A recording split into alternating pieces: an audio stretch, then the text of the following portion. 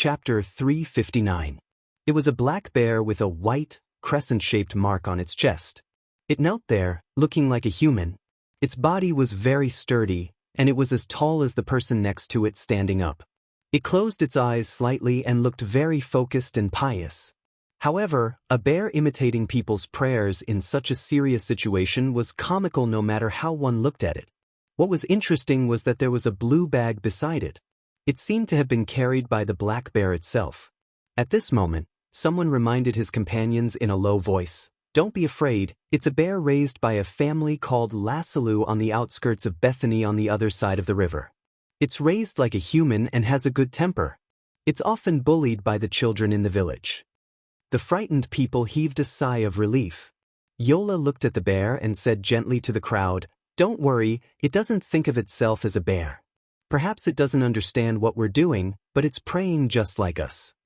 Until the sky darkened, the bear maintained its posture of prayer from beginning to end. Finally, the sky was completely dark. The townspeople had all dispersed, leaving only Yola and his disciples under the tree. It was quiet all around, and the moonlight shone through the shadows of the trees silently. The bear finally stood up and used its slightly thick and short forelimbs to pick up the blue cloth bundle. It walked upright like a human with a pair of large bare paws and arrived in front of Yola. It put the bag on the ground and bent down to open it with its front paws. There were a few pieces of bread and 3 apples inside. Bears were omnivores. If it was a bear raised by a human, this would be its food, but now it was offered to Yola. Yola looked at the bread and apples and asked calmly, "You're offering your food to me. Do you have something to ask of me?" The bear couldn't speak, but it seemed to understand Yola. It kept nodding its large head and raised its front paw to point upstream across the river with a pleading look on its face. The disciples were all confused. Yola picked up the bag on the ground and stood up. "It wants to invite me to a place. Let's follow it." Many people had asked Yola to treat them, even the most remote villages. However, this was the first time he had followed a bear in the middle of the night. Wasn't he afraid of danger in the middle of the night? The disciples knew that their guide was fearless and curious, so they followed Yola to the river. The big bear walked into the river and swam to the other side. It stood up on the bank and shook its fur, obviously waiting for Yola and the others to go over. Yola looked down at the blue bag in his hand and found that there were obvious teeth marks on it.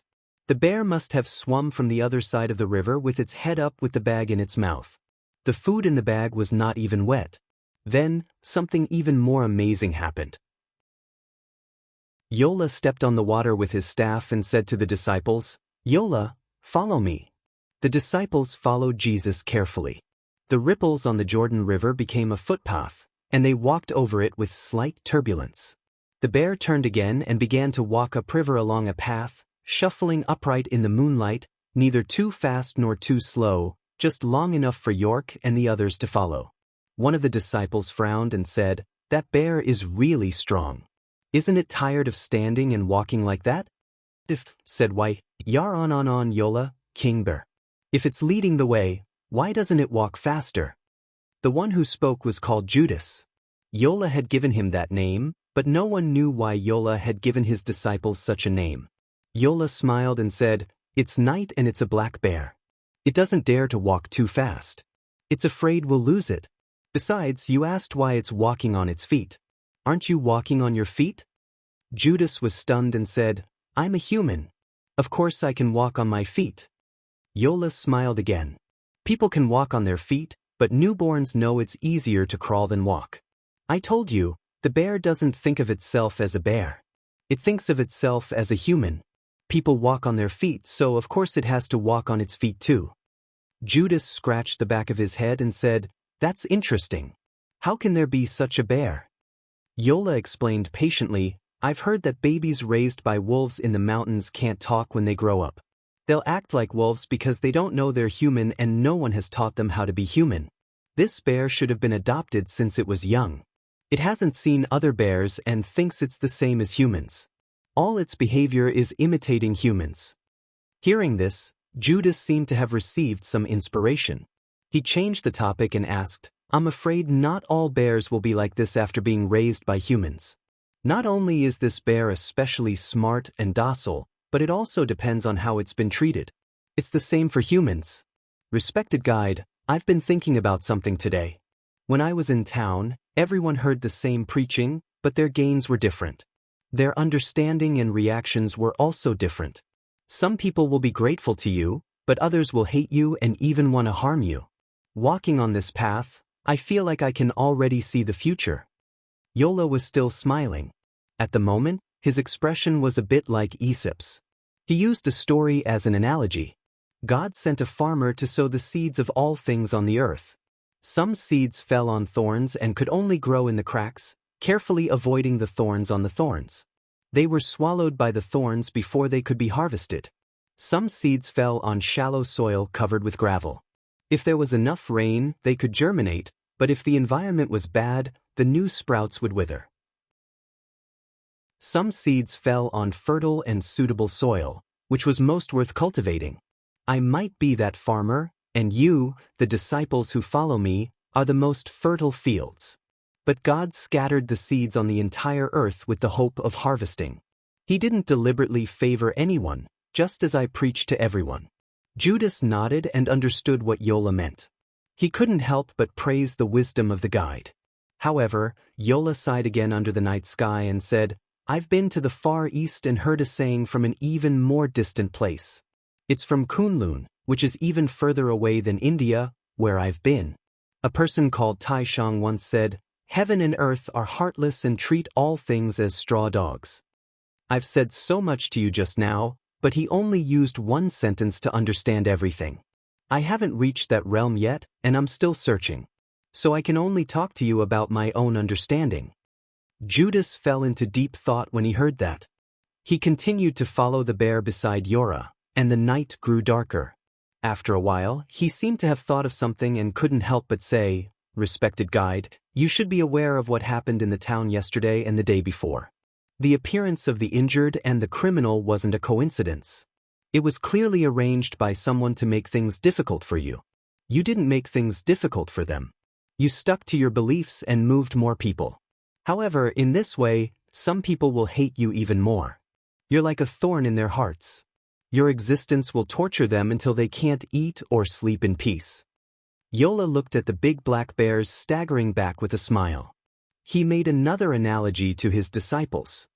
"We came to this world. Everything is unfamiliar and unknown. From unfamiliar to familiar, people have all kinds of relationships while dealing with each other. If there's such a kind of person, you've never hurt them. You've never done anything to hinder them. They're unwilling to accept what you say and the story you tell, but they feel that it hurts their thoughts. Therefore, they don't want you to appear and don't want you to say your own words again. What should you do?" Judas thought for a moment and said, "Now that you mention it, I remember a lot of things. There really is such a kind of person in the world. It's not just because of the reason you just said that they don't want to see you appear. It's not because you've hurt them. It's even the simplest and funniest reason. Perhaps it's because you didn't do things the way they wanted you to do, but you obtained your own achievements. Therefore, when they think of you, they feel uncomfortable.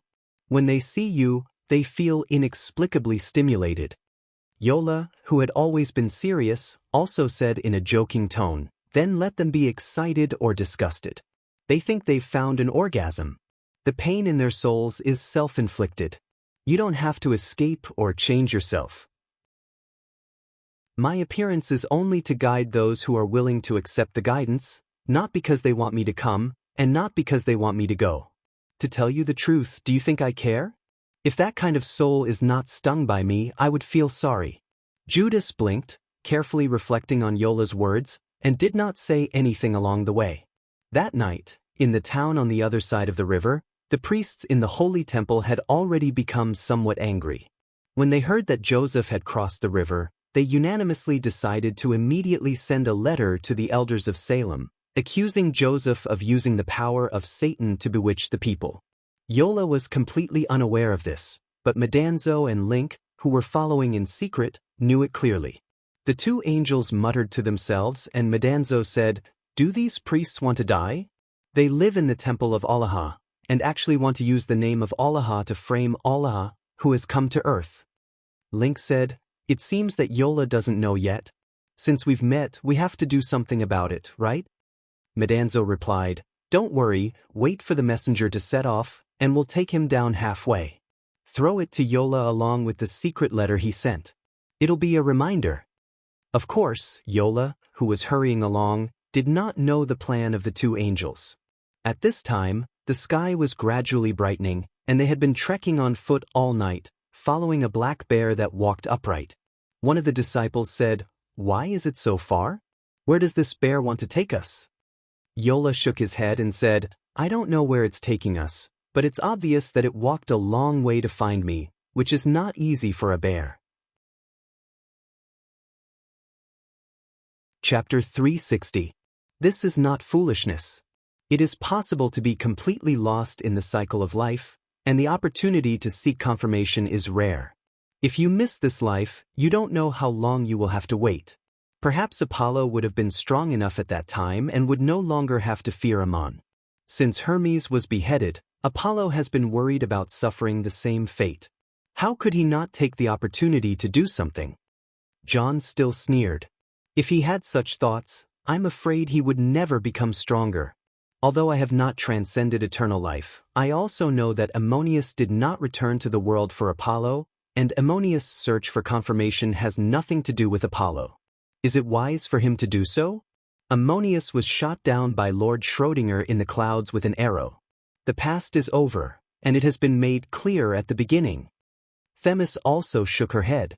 Of course it is not wise. In fact, Yelena, who has a grudge with Ammon, is very clear-headed. For the past 300 years, she has never asked about Ammon. John, I did not come for Ammon, but for you. I wanted to save you from the cage. Seeing you now, it is clear that you can escape on your own. You have reached the realm of cultivation in this life, and when you go out, there is hope to meet the final test and truly transcend eternal life. John stroked her shoulder and asked meaningfully, "After transcending eternal life, where will I go?" Themis pressed her cheek against his chest and replied, "You have received the guidance of Allah's faith in this life, so of course you can go to Allah's heaven, which is also Ammon's heaven. If you are willing to let me take you out of the dungeon, there is actually another choice. I have sought confirmation from the Lord of Heaven, but I did not create a world in the eternal life, but waited for the opportunity." In his life as a disciple of Ammon, John did not understand the various achievements after transcending eternal life, but Themis had already given him a detailed explanation with the information of the divine arts. Even if he could not understand the mysteries of the divine cultivation, he could understand the meaning of the various realms. John was slightly startled and asked, "Can I become the ruler of heaven without creating my own heaven kingdom?" Themis replied, "Yes, Zeus and Ammon both sought confirmation of the Lord of Heaven at the same time as they created the kingdom of heaven, but later generations have had reference, and it is not necessary to create the kingdom of heaven to achieve success, such as Pythagoras. This is also a kind of choice. It means that you can create a kingdom of heaven in eternity at any time. It also means that your soul already has such a world." John nodded and said, "I understand what you mean, but I will not leave this place." Themis looked up at him. "If you don't leave here, you will be executed, just before you transcend eternal life. If you go out, you can still usher in the final test of transcending eternal life. Let me take you out, and you can make another choice." John sighed. "What I am waiting for is the final test of this life. If I go out, I will not usher in it. The so-called test of fate, judgment of the end of days, is not only the whirlpool and lightning that unfolds in eternity. As John the Baptist, I pursue the perfection of this life. My God is still Ammon, and God will not be tempted by eternal life." Themis was also sighing, and when she raised her face, her eyes were full of tears. "I also understand that I can't take you away from here." As a goddess, she already had the realm of the Lord of Heaven, so there was no need for John to say more. The cause and effect of all this was clear in Themis' heart. The Olympian gods mistakenly thought that John was the reincarnated Ammon, and Herod wanted to kill him. John did not want to explain, and he was more than happy to cause this misunderstanding. He was not only protecting his God, but also the faith in his heart. Even if John the Baptist died, the faith he spread would still exist. And Ammon could also temporarily avoid the interference of the Olympian gods to complete his quest. For John's faith, if he chose to walk out of the cage, he could naturally save his life. But in this way, even if he had achieved the 9th level of the power of origin, he would not be able to reach the perfection of the state of mind, and he would never be able to meet the final test in this life. John held Themis' face, bowed his head, and kissed away the tears overflowing from the corners of her eyes. He said softly, "Herod's butcher's knife is the final test of my life. With this achievement, the reincarnated soul will not be lost. Since you have found me in this life, I will find you in the next life." Themis said, "You will definitely go to Ammon's heaven. Do you know where to find me?" Hardedef said, "You can create your kingdom of heaven where I am going and guide me here. Isn't this also your wish?" He was reminding Themis that she could actually create her own world in Ammon's kingdom of angels, just like Prometheus had fused the Olympian heaven with his world. Themis replied, "This requires 2 conditions. One is that Ammon has returned to heaven, and the other is that he has achieved the true realm of the gods." John smiled. "You finally changed the way you address Ammon as Ammonius. In fact, I want to tell you that if Ammonius' wish is fulfilled in this life, Ammonius will return to his heaven, and by then he will be the god of the gods. The realm that Zeus once sought is just a natural goal for Ammonius." Themis asked with some surprise, "You have not transcended eternal life, yet you can see it more clearly than me, the Lord of Heaven. How can you be so sure?" John replied, "It is precisely because I have not transcended eternal life that I can see the various possibilities from the starting point of the path, and with the reference of predecessors, I can understand the various differences. When Ammon created his heaven, his first promise was to merge the Ennead and the Anunnaki divine kingdoms, and guide the gods of the ancient divine clan to enjoy the eternal world. You are not the first to try, Allah and Anu are, and this is the foundation of Ammonius. So as long as his achievements reach a perfect state, he will naturally be able to seek confirmation of the God of the gods, and this is the situation that Amat's great prophecy referred to. Before Ammonius re-entered the human world, he was already the Lord of Heaven, and when he returned to heaven, it meant that the realm was complete, and whether he had broken through to a higher unknown realm or not, he had already sought confirmation of the God of the gods. All of this should have happened before I became an angel, and at that time, if you want, you can find me in heaven, in your world." Themis nodded. "When Ammonius returns to heaven, I will enter heaven, accept his guidance, and create my spiritual world in the kingdom of angels. I will wait for you there, and you will eventually find me." Salome returned to the palace hall and bowed to Herod. "Father, I have asked for mother's opinion, and the reward I want is the head of John the Baptist." As soon as these words came out, there was an uproar. Some were stunned, and some exclaimed, "Oh my God, what a terrible voice, what a vicious beauty." Herod had known this result, but pretended to be surprised and said, "What, my dear daughter, did I hear wrong? You actually want the head of John the Baptist?" Salome replied expressionlessly, "Yes, father, you did not hear wrong. John refused my love, and he would rather walk into that cage for the rest of his life, so I will fulfill his wish." There was another burst of surprised discussion in the palace. It turned out that there was such a story. Herod's stepdaughter Salome actually fell in love with John the Baptist, and her courtship failed, so she wanted John's head. Herod put down his glass and said, "I have promised you all possible rewards, and since you have decided, then I will give you John's head."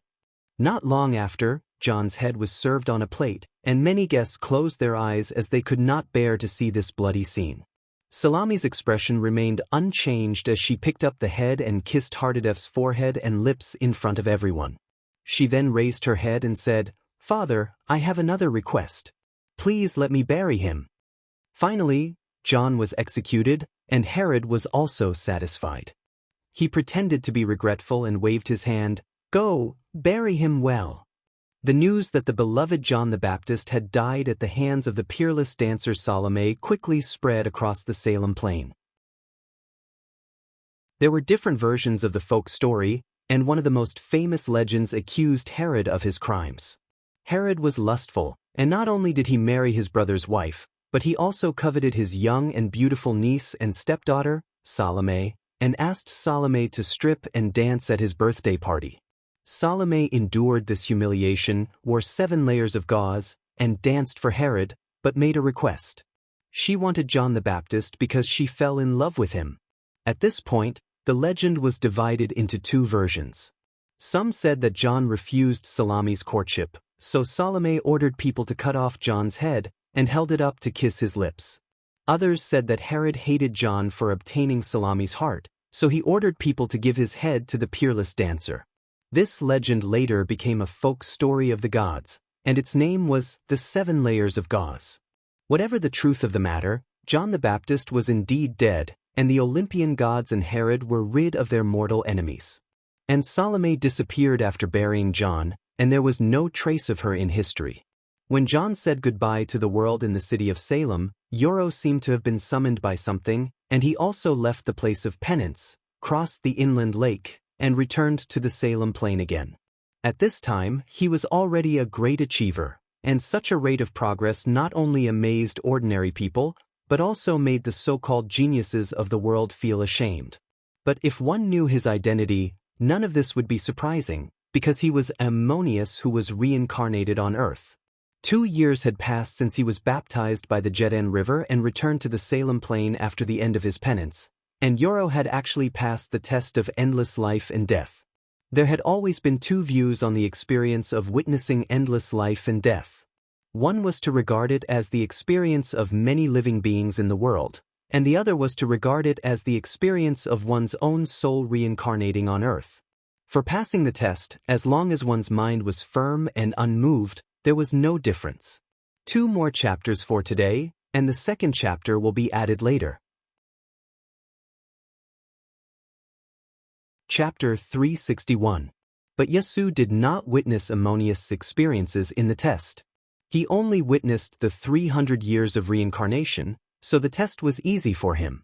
Why did Yesu not witness Ammonius' experiences in the endless cycle of life and death? Because the endless cycle of life and death was only an achievement of mortals, and Ammonius' re-entry into the cycle of reincarnation was a brand new beginning. Interestingly, Yesu passed the test of the endless cycle of life and death easily, much easier than the initial test of the awakening of desire. It seemed that the higher his understanding, the easier it was to pass the test, which was somewhat incredible. Yesu returned to the Diling Plains and traveled north along the Jordan River, preaching and spreading Allah's faith and guidance along the way, just as John had done. But he was obviously more successful than John, and the influence he left behind was much greater than that of John. There seemed to be endless spells in the magical staff, and as long as Yesu's cultivation of the power of origin reached a certain level, he could learn all kinds of skills he wanted to learn. He was already an excellent supreme sorcerer. The term sorcerer was not derogatory in the Diling Plains, but had replaced the original title of the supreme sorcerer. But Yesu never claimed to be a sorcerer. He was only a preacher of faith, which was very much like Aristotle back then. Yesu was not a pedantic person. In fact, he was very smart, had the best eloquence in the world, and was also good at using all kinds of human means. Among all kinds of magic, his practice was the most focused, and his highest attainment was in the blessings of blessings. In particular, he had almost reached the pinnacle of the human world with the nose-healing divine art of blessing divine art. He also treated people while preaching, doing good and saving people along the way, which made his preaching the greatest popularity and more followers. Treating people's suffering was not only Yesu's good deed, but also a means to attract more people to listen to his preaching and accept true guidance. In such an era, the level of medical care among the people was very backward. Many people's illnesses could not be treated in time and effectively. Ordinary doctors often used some analgesic herbs to treat various illnesses. Most of the illnesses were actually cured by the patients themselves. The healing magic of the divine blessing magic was, of course, a miraculous method, but most ordinary people had no chance to enjoy it. Magicians would not waste their magic power to cure everyone. If they overused their magic power, they would also consume their life force. In fact, the number of sorcerers today was no more than the number of mages in the past.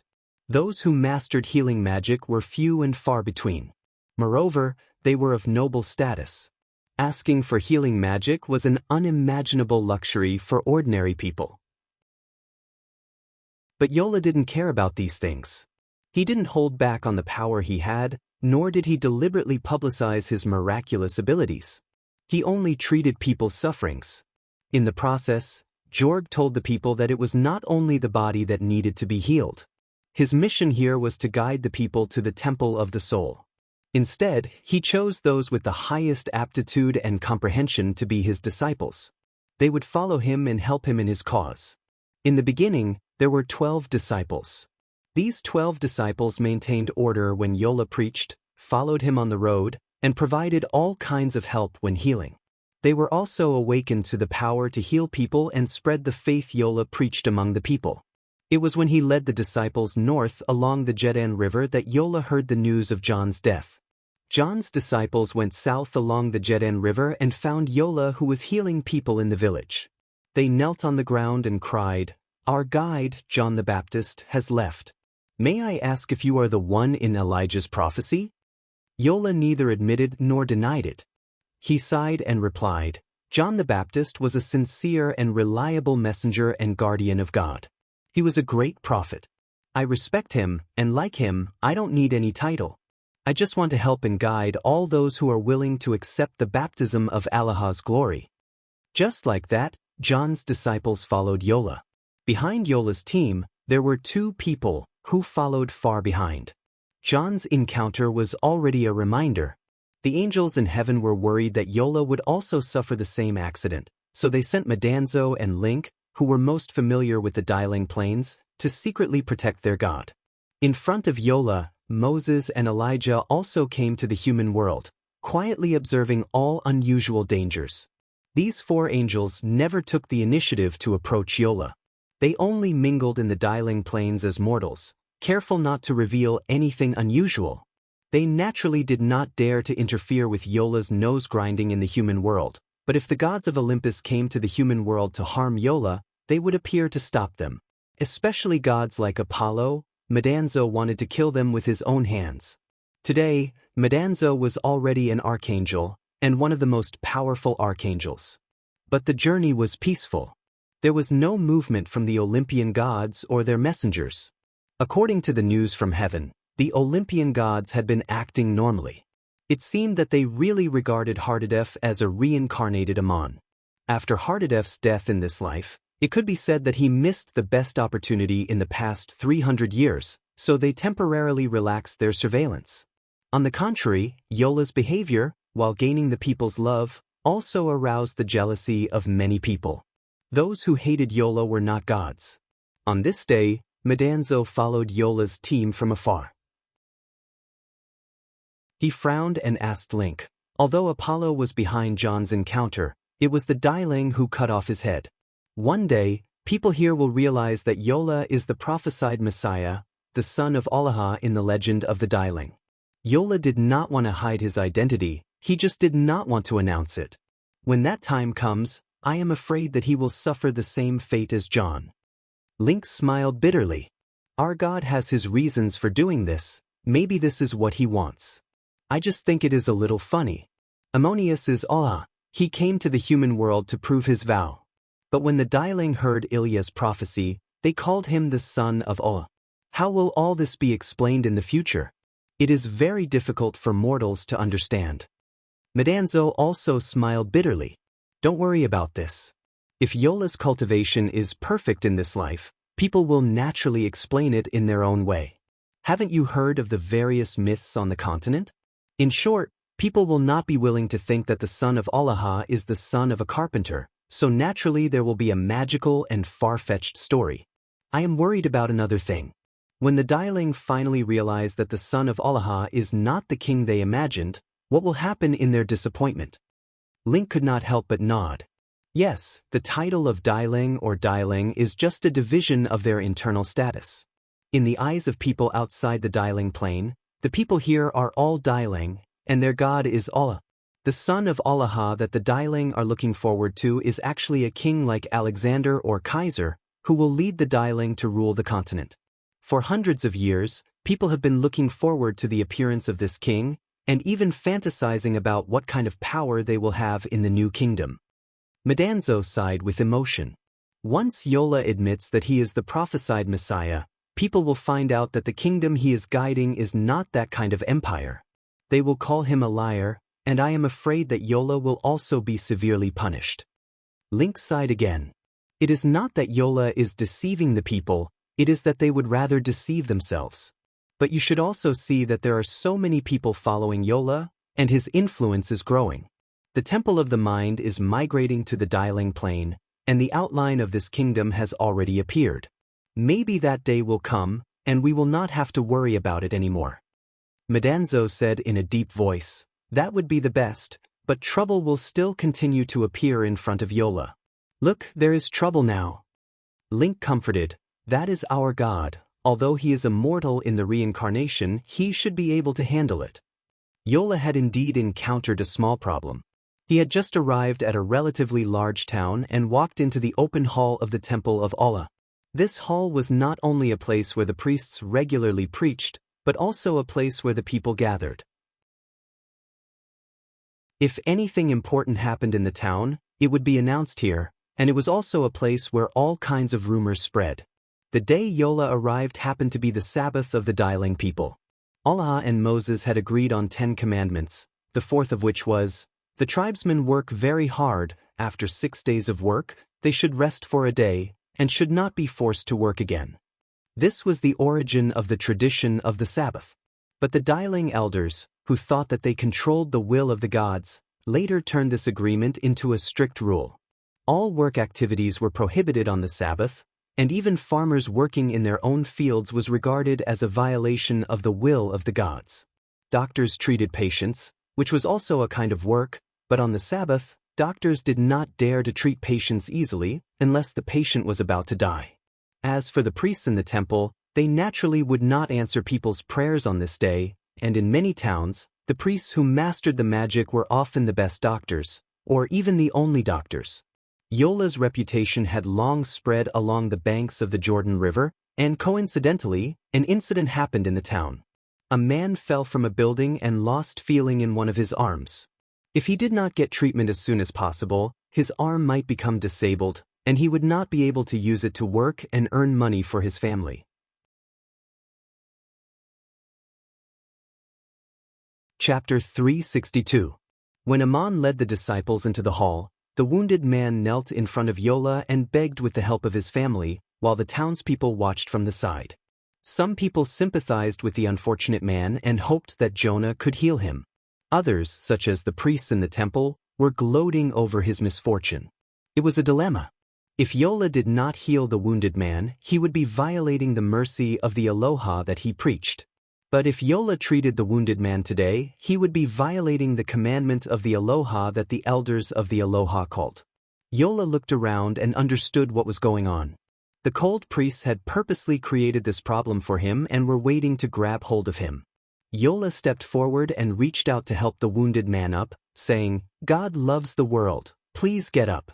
The wounded man was involuntarily lifted up by a force, but he was still there pleading, I heard that you have been preaching the faith of the Aloha everywhere, treating people all the way, and you are a magical doctor.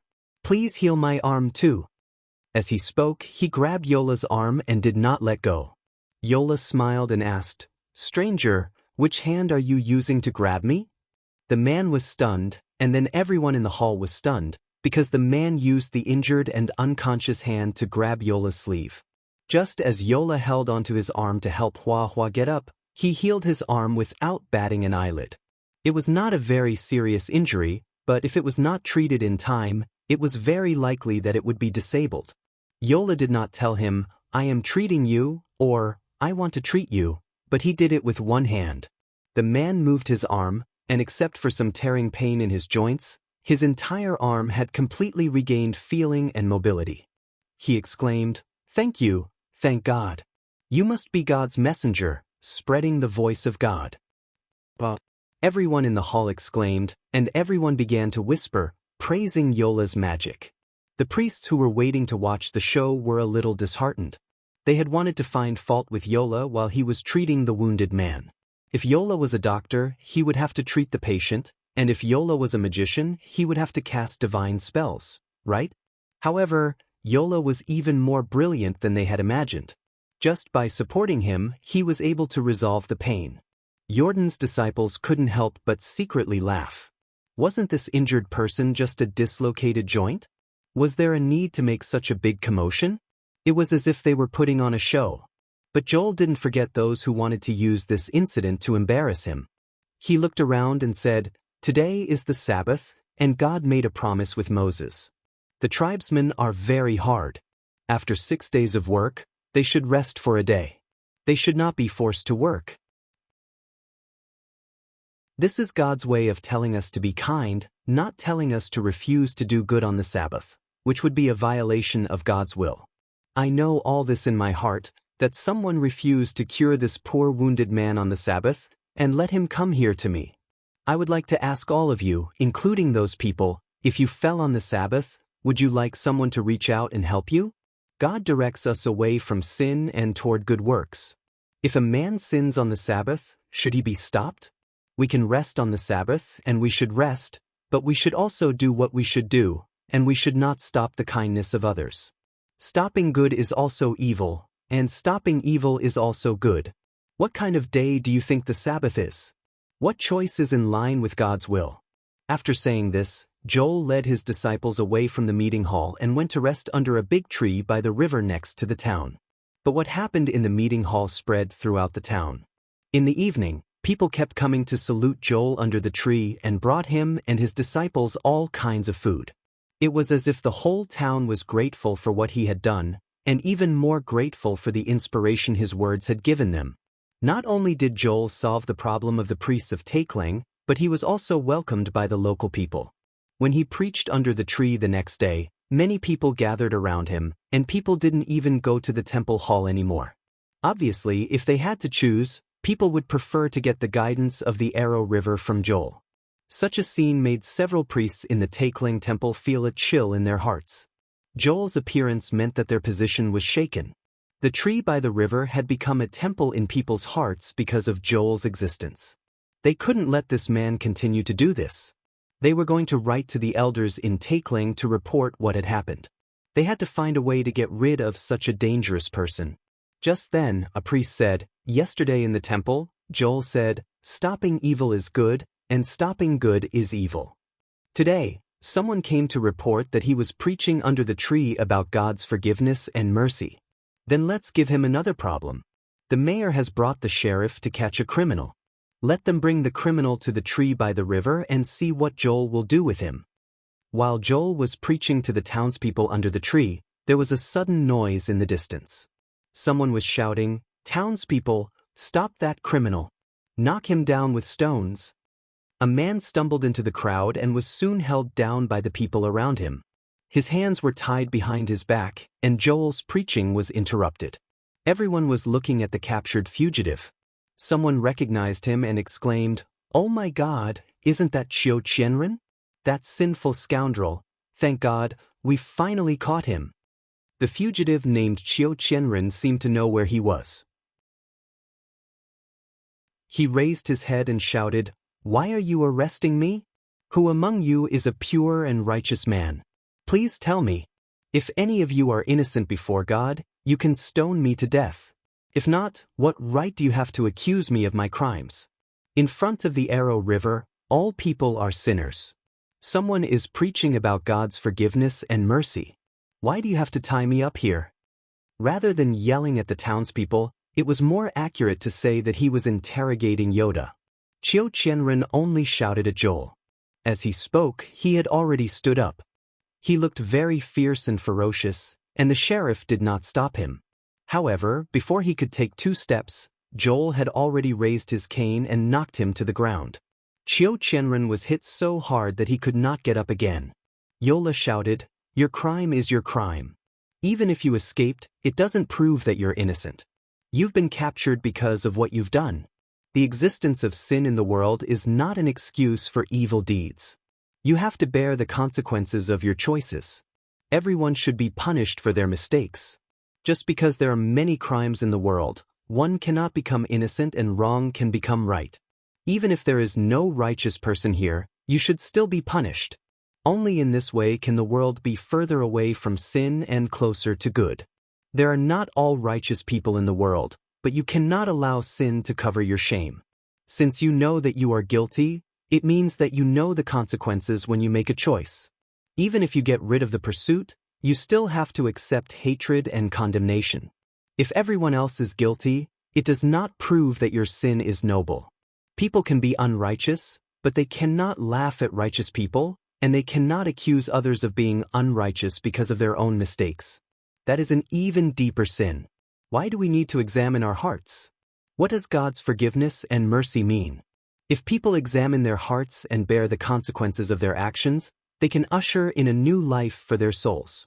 The new life of the soul is not only after you die, but also after you pay the price and stop doing evil things like you did today. Otherwise, you will never be free, whether it is in the human world or hell. In this world, not only can evil be punished, but good can also punish evil. Look at the sheriff behind you. He might have stolen his neighbor's chicken when he was young, but it does not mean that he cannot carry out his duty to catch you.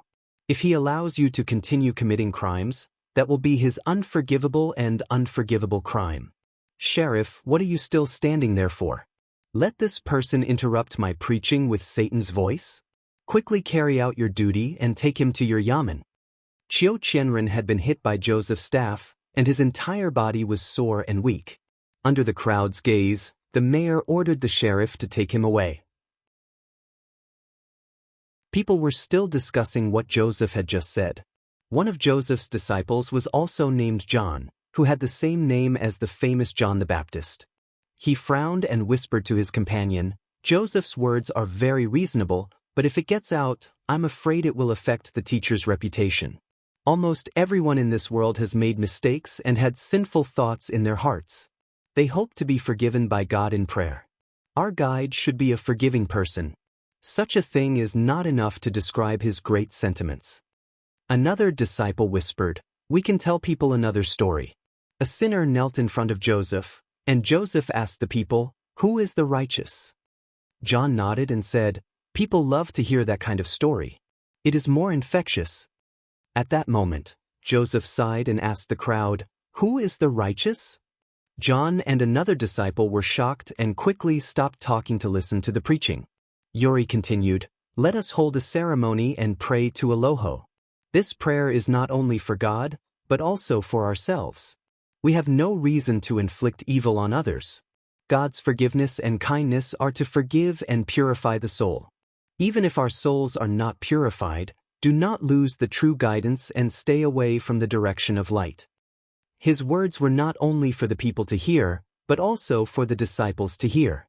After that, he knelt down under the tree with the staff in his hand and entered a state of prayer and meditation. The people around him also knelt down and prayed like Joseph.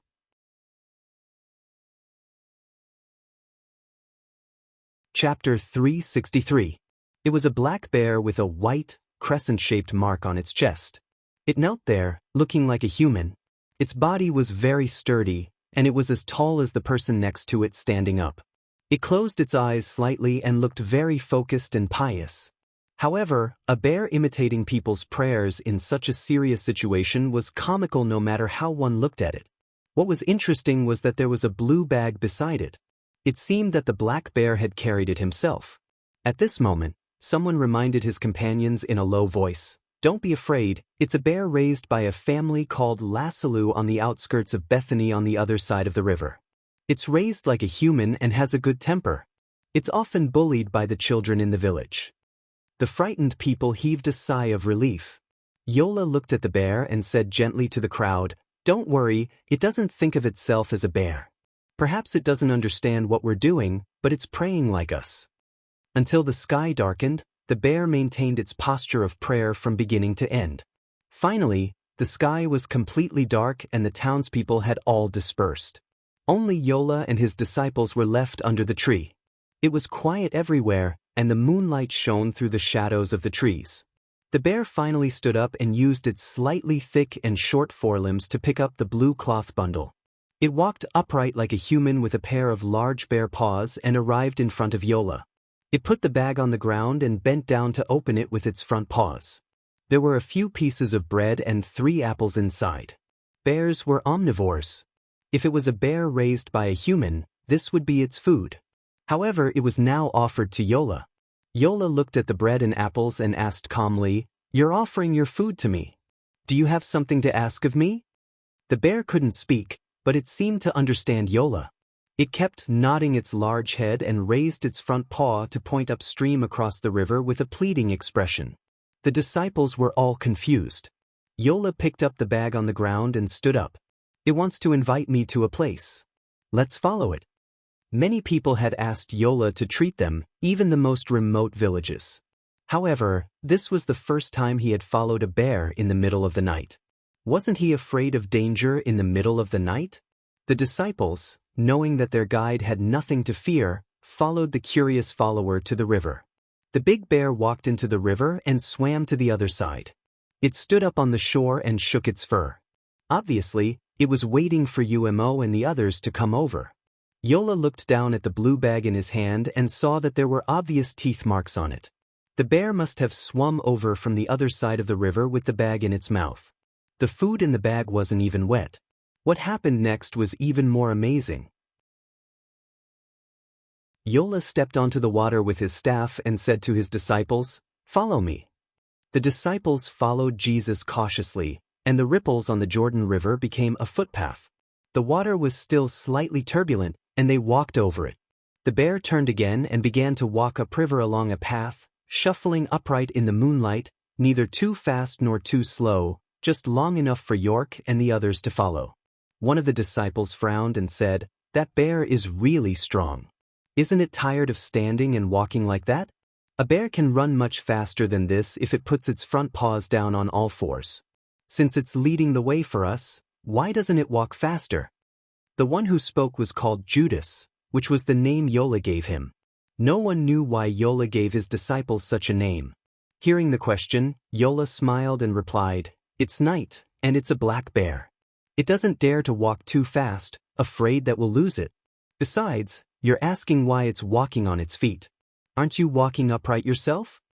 Judas was stunned and said in confusion, "I'm a human. Of course I can walk on my feet." Yola smiled again. People can walk on their feet, but newborn babies know that it's easier to crawl than walk.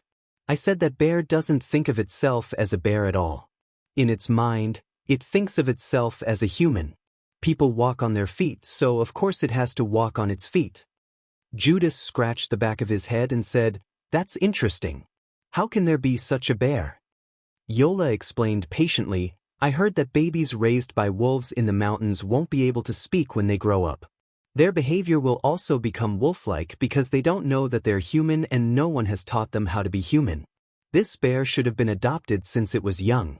It hasn't seen other bears and thinks that it's the same as humans. All its behavior is imitating humans." Hearing this, Judas seemed to have received some kind of inspiration. He changed the topic and asked, "I'm afraid that not all bears will be like this after being raised by humans. Not only is this bear especially smart and docile, but it also depends on how it's been treated. In fact, humans are the same. Respected guide, I've been thinking about something today. When I was in town, everyone heard the same preaching, but their gains were different. Their understanding and reactions were also different. Some people will be grateful to you, but others will hate you and even want to harm you. Walking on this path, I feel like I can already see the future." Yola was still smiling. At this moment, his expression was somewhat similar to that of Aesop. He used a story as an analogy.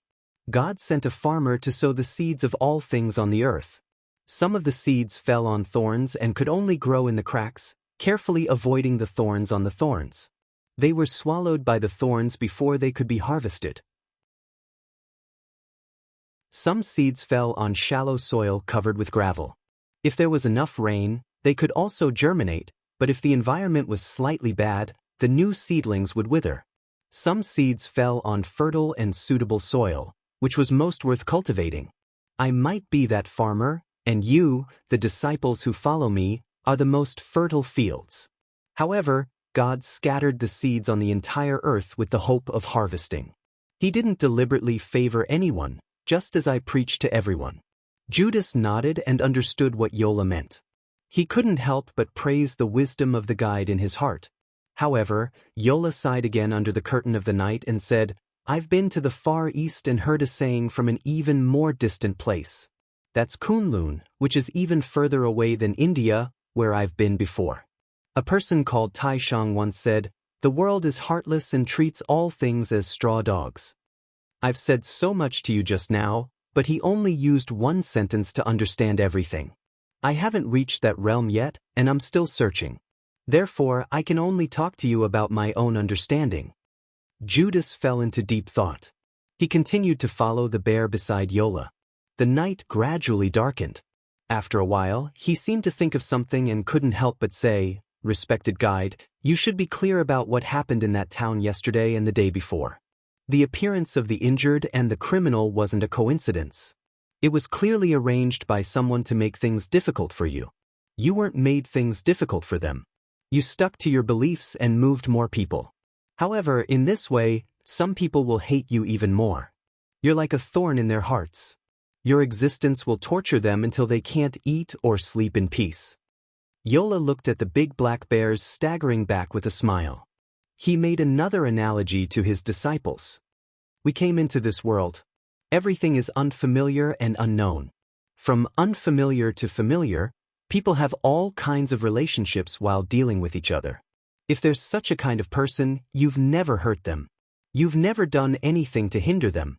The words you say, the stories you tell, they're unwilling to accept, but they feel that it hurts their thoughts. Therefore, they don't want you to appear and don't want you to say your own words again. What should you do?" Judas thought for a moment and said, "Now that you mention it, I remember a lot of things. There really is such a kind of person in the world. It's not only because of the reason you just said that they don't want to see you appear. It's not because you've hurt them. It's even the simplest and most hilarious reason. Perhaps it's because you didn't do things the way they wanted you to do, but you obtained your own achievements. Therefore, when they think of you, they feel uncomfortable. When they see you, they feel inexplicably stimulated." Yola, who had always been serious, also said in a joking tone, "Then let them be excited or disgusted. They think they've found a kind of climax. The pain in their souls is self-inflicted. You don't have to escape or change yourself because of that. My appearance is only to guide those who are willing to accept the guidance, not because they want me to come, and not because they want me to go. To tell you the truth, do you think I care? If that kind of soul is not stung by me, I would feel sorry." Judas blinked, carefully reflecting on Yola's words, and did not say anything along the way. That night, in the town on the other side of the river, the priests in the holy temple had already become somewhat angry. When they heard that Joseph had crossed the river, they unanimously decided to immediately send a letter to the elders of Salem, accusing Joseph of using the power of Satan to bewitch people. Yola was completely unaware of this, but Madanzo and Link, who were following in secret, knew it clearly. The two angels muttered to themselves, and Madanzo said, "Do these priests want to die? They live in the temple of Allah, and actually want to use the name of Allah to frame Allah, who has come to earth." Link said, "It seems that Yola doesn't know yet. Since we've met, we have to do something about it, right?" Madanzo replied, "Don't worry, wait for the messenger to set off, and we'll take him down halfway." Throwing it to Yola along with the secret letter he sent out can be considered a reminder. Of course, Yola, who was hurrying along, did not know the plan of the two angels. At this time, the sky was gradually brightening, and they had been trekking on foot all night with a black bear walking upright. One of the disciples said, "Why is it so far? Where does this bear want to take us?" Yola shook his head and said, "I don't know where it is taking us, but it's obvious that it has walked a long way to find me. How difficult it is for a bear."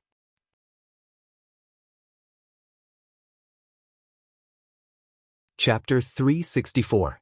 Recently, many readers have been guessing how many chapters Tian Shu has left. Actually, there is no need to guess. I have already said that Tian Shu, Earthmaster, and Spiritual Mountain are the same.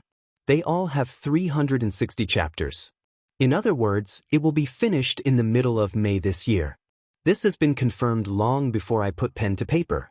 So far, I have published Fugue, Ghost Stocks, Human Desire, Spiritual Mountain, Earthmaster, and Tian Shu on the internet. They are all independent stories that focus on different themes and take place in different backgrounds. Even the writing style is different. However, if someone reads all the stories in this series, they will find that there are many very interesting connections between them. In fact, I started thinking about this series of stories many years ago, long before online literature appeared. Thanks to the arrival of the internet era, thanks to a platform like the internet, I have the opportunity to write and publish them. The process of writing is also the process of perfecting various thoughts. Heaven, earth, man, ghost, God, spirit, they cannot be summarized with a single theme. What I write is what I see in the world.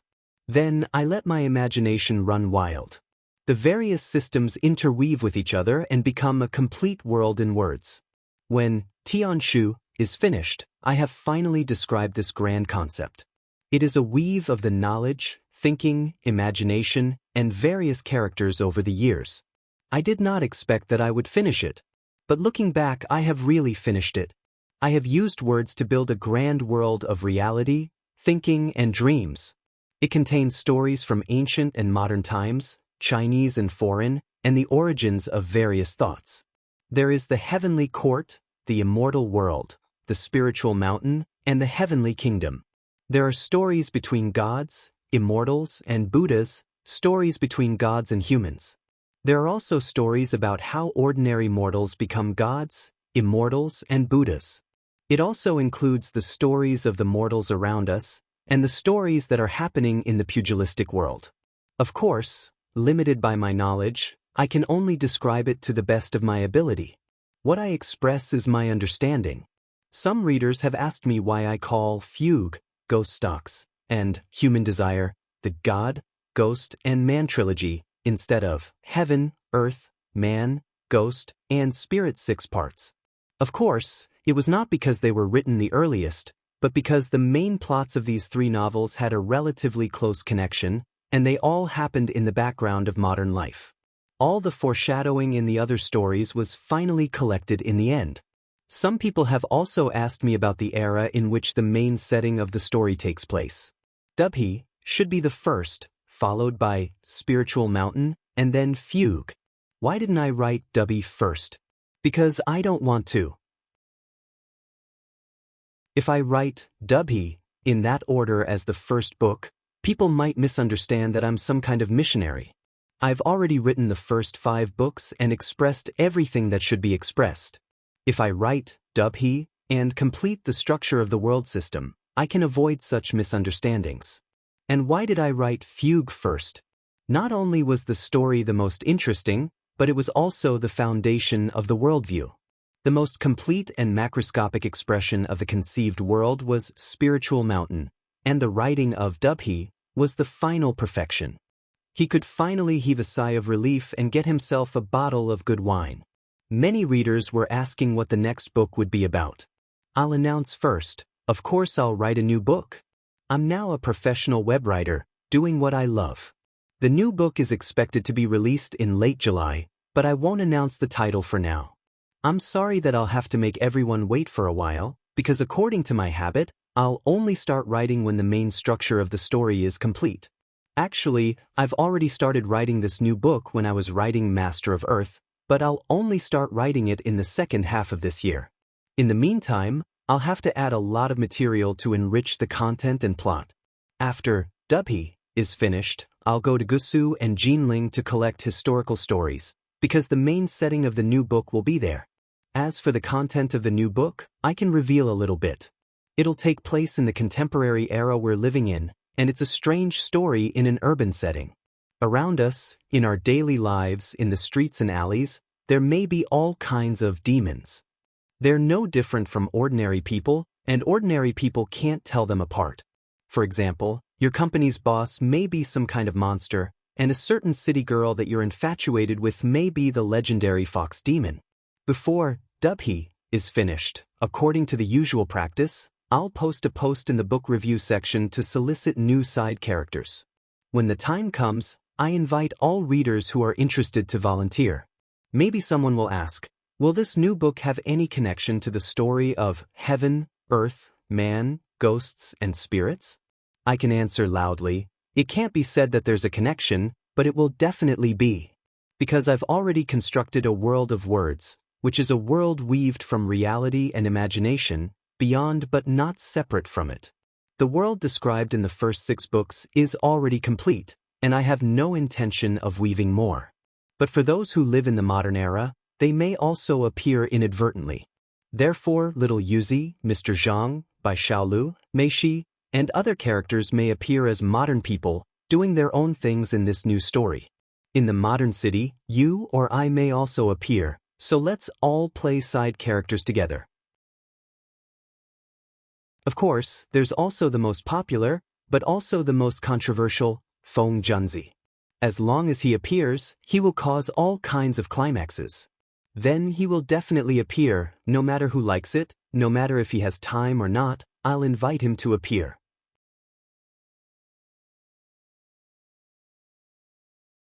Chapter 365. When the sun showed half of its face on the horizon, the big bear finally walked into a village. It stopped beside a well, panting heavily. It seemed that it was also very tired from the journey. It was still early, and it was not the busy farming season. Most of the people in the village had not left their houses yet. Only a girl came to the well with a large clay pot. The bear only stopped when it saw the girl. It held the edge of the well with one paw and pointed at Yola and the others with the other. It gestured anxiously at the girl, but no one knew what it was trying to say. The girl looked in the direction the bear was pointing at. She was surprised to see so many strangers in the village. She turned to the bear and asked, Wei, did you bring them here? That person is holding my headscarf. The blue cloth in Yola's hand was the girl's headscarf. It seemed like the bear belonged to her family too. Joseph was supposed to step forward and say something. He was never a rude person, but at this moment he was abnormally stunned. He stood on the spot like a stone statue, leaning on his cane. His eyes were fixed on the girl. It was Shima, an ordinary village girl from the countryside. She did not wear a headscarf when she went out to fetch water in the morning. Her soft long hair hung loosely down to her waist. Although she was wearing a coarse cloth dress, it could not conceal her beautiful youthful aura. The luster in her eyes was like crystal dewdrops in the morning glow. The bangs on her forehead were a little messy, and the way she looked at Yola and the others was also a little flustered. He had to admit that she had a unique natural elegance. But Yola had seen women before. How could a village girl make her lose her composure like this? No one could clearly see what the girl was feeling. It was like the spring breeze blowing green the fields, or the sun melting the ice and snow. The deeply sealed imprint in her soul was instantly awakened. Yola did not recognize her at first, but he understood why he had come to the human world. Ammonius' soul imprint was awakened. The next moment, he knew who he had met and what had just happened. The girl gazed at Jodi for a moment, and in the first rays of the morning sun she thought she had seen a god. Yomo appeared at the entrance of the village facing the morning sun. His entire body, including the cane in his hand, was shrouded in a layer of faint golden light. The disciples also had an indescribable feeling or reaction. They also saw the faint golden light that enveloped Yola's body. Their guide seemed to have become different in that instant. An indescribable aura filled the air with Yao Hui at the center. It was mysterious, solemn, and filled with warmth. In the distance, Madanzo and Link also felt this aura. They exclaimed in unison, "Great! This is bad." Why would these two angels say two completely different things? Because they sensed Ammonius' aura. When Amon left, he merged the god's tear left by Maria into his body and mind. When he saw the reincarnated Maria, his soul imprint would be awakened. This was, of course, good news. However, the aura that Yola emitted at this moment could not be concealed. It was possible that other spies would notice and expose his identity. Of course, the disciples around Yola didn't know about these things. Seeing Yola staring at a strange girl in a daze and losing his composure, someone quietly pushed him and said, "Dear guide, what's wrong?" Yola's body shook, and the golden light faded away. He returned to his normal appearance. Even though his soul was in turmoil, his expression returned to normal in an instant. He took a step forward and asked in a gentle voice, "Girl, is this bear your family raised? Is this bag of food your headscarf? This bear is very smart. It brought me here." The girl nodded and said, "Its name is Wei Wei. My brother found it in the forest. It was very small at that time and had not fully opened its eyes. It grew up in this village and was very docile like a child. It suddenly disappeared a few days ago. So it ran out. I hope it didn't scare you."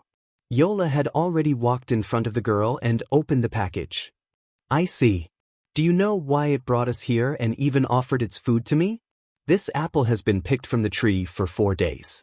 It walked a long way to find me on the other side of the river. This blue headscarf is yours, right? It's called Wei Wei. What's your name?" There was an imperceptible throbbing in his voice as he asked the girl a series of questions. The girl lowered her eyes slightly and replied, "My name is Maria." Yola's voice finally trembled. "Oh, what a coincidence, Maria. My mother is also called Maria." He was telling the truth. Yola's father was called Joseph and his mother was called Maria. Maria was a very common name nowadays, so such a coincidence was not surprising. However, Yola's heart was filled with emotion. He stared at the girl in front of him and felt as if he had found her in another world. The girl in this life was actually called Maria. Perhaps it was because Yola's gaze was too hot, giving off a sense of oppression. The girl quietly took half a step back and looked up. "Stranger, do you always hit on girls like this?" Yola finally realized that he had lost his composure and smiled in embarrassment. He also took half a step back and said, "I'm telling the truth. I feel very close to you when I hear your name. I don't know why this bear called Wei Wei lured me here. Is it to see you? The bread and apple might be very precious to it, but I can't accept such a gift easily. You must know why it wants to see me, right?" The girl did not smile until now. She looked at Yola and asked the most important question, "Who are you?" Yola almost blurted out, "I'm Aman," but he tried his best to reply calmly, "My name is Yola." "Yola?" Maria let out a cry of surprise. She lost her grip on the clay pot and it fell to the ground. Yola pointed with his cane, but the pot did not fall to the ground and shatter. Instead, it strangely froze in the air. He took a step forward and picked up the pot, handing it back to the girl. "Take your things and don't break them again. Why are you so surprised when you hear my name?" The girl put down the pot and seemed to reach out to grab Yola's sleeve, but she did not touch him. She cupped her hands in front of her chest and said, "It's you. I've heard of your name and the legends. My little brother Lazarus is sick, very sick. I told my sister at home that if you could come here and spread your gospel, Lazarus would be saved. Wei Wei is very smart. Although it can't speak, it understood what we said. My sister and I had to take care of my brother, so we wrapped some food for him with a scarf. I didn't expect it to go to you with the package in its mouth. It took 3 days to invite you here." The girl's tone was very urgent, and her expression was very emotional. Tears welled up in her eyes. Yola quickly comforted her. "Don't worry, I'm already here. Take your time." He told Maria not to worry, but there was another person beside him who was very anxious. Wei Wei walked over and gently pressed its big bare paws on Maria and Aman's shoulders, as if it wanted to pat the two of them together. It raised its paws and pointed in a direction half a mile away from the village, whimpering as if it wanted to say something. Maria could no longer hold back her grief. Tears flowed down her cheeks. "It's too late.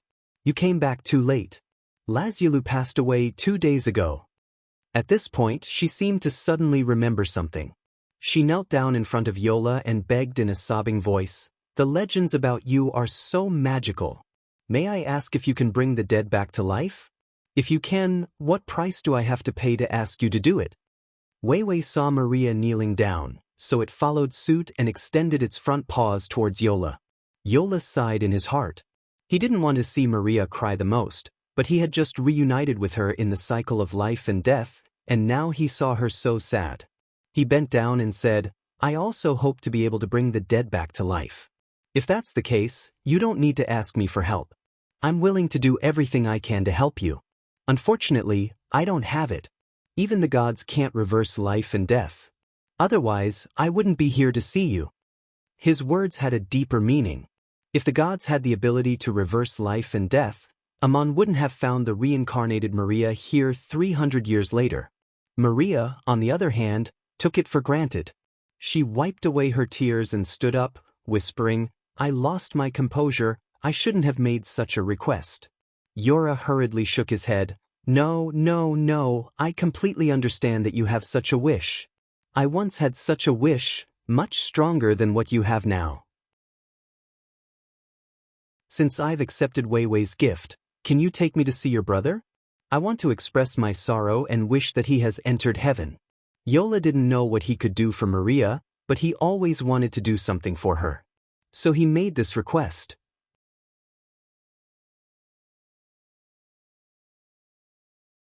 Chapter 366. Joseph's question was rather puzzling. Even though the elders call us Shuma and look down on us, we still believe in God. My younger brother has always been a devout believer of Alor River. Maria replied with a hint of excitement in her voice. Even though the elders call us Shuma and look down on us, we still believe in God. Joseph heaved a sigh of relief. "That's good. I might be able to save him. Maria, take me to his grave. If we delay any longer, I'm afraid we won't be able to make it in time." As he spoke, he wanted to hold Maria's hand, but he retracted it halfway. This was a subconscious habit imprinted in his soul. When he called her name, it was as if he was calling the former saintess of the Temple of Isis, so he didn't touch her. Instead, he took advantage of the opportunity to hold Weiwei's short and thick bare paw.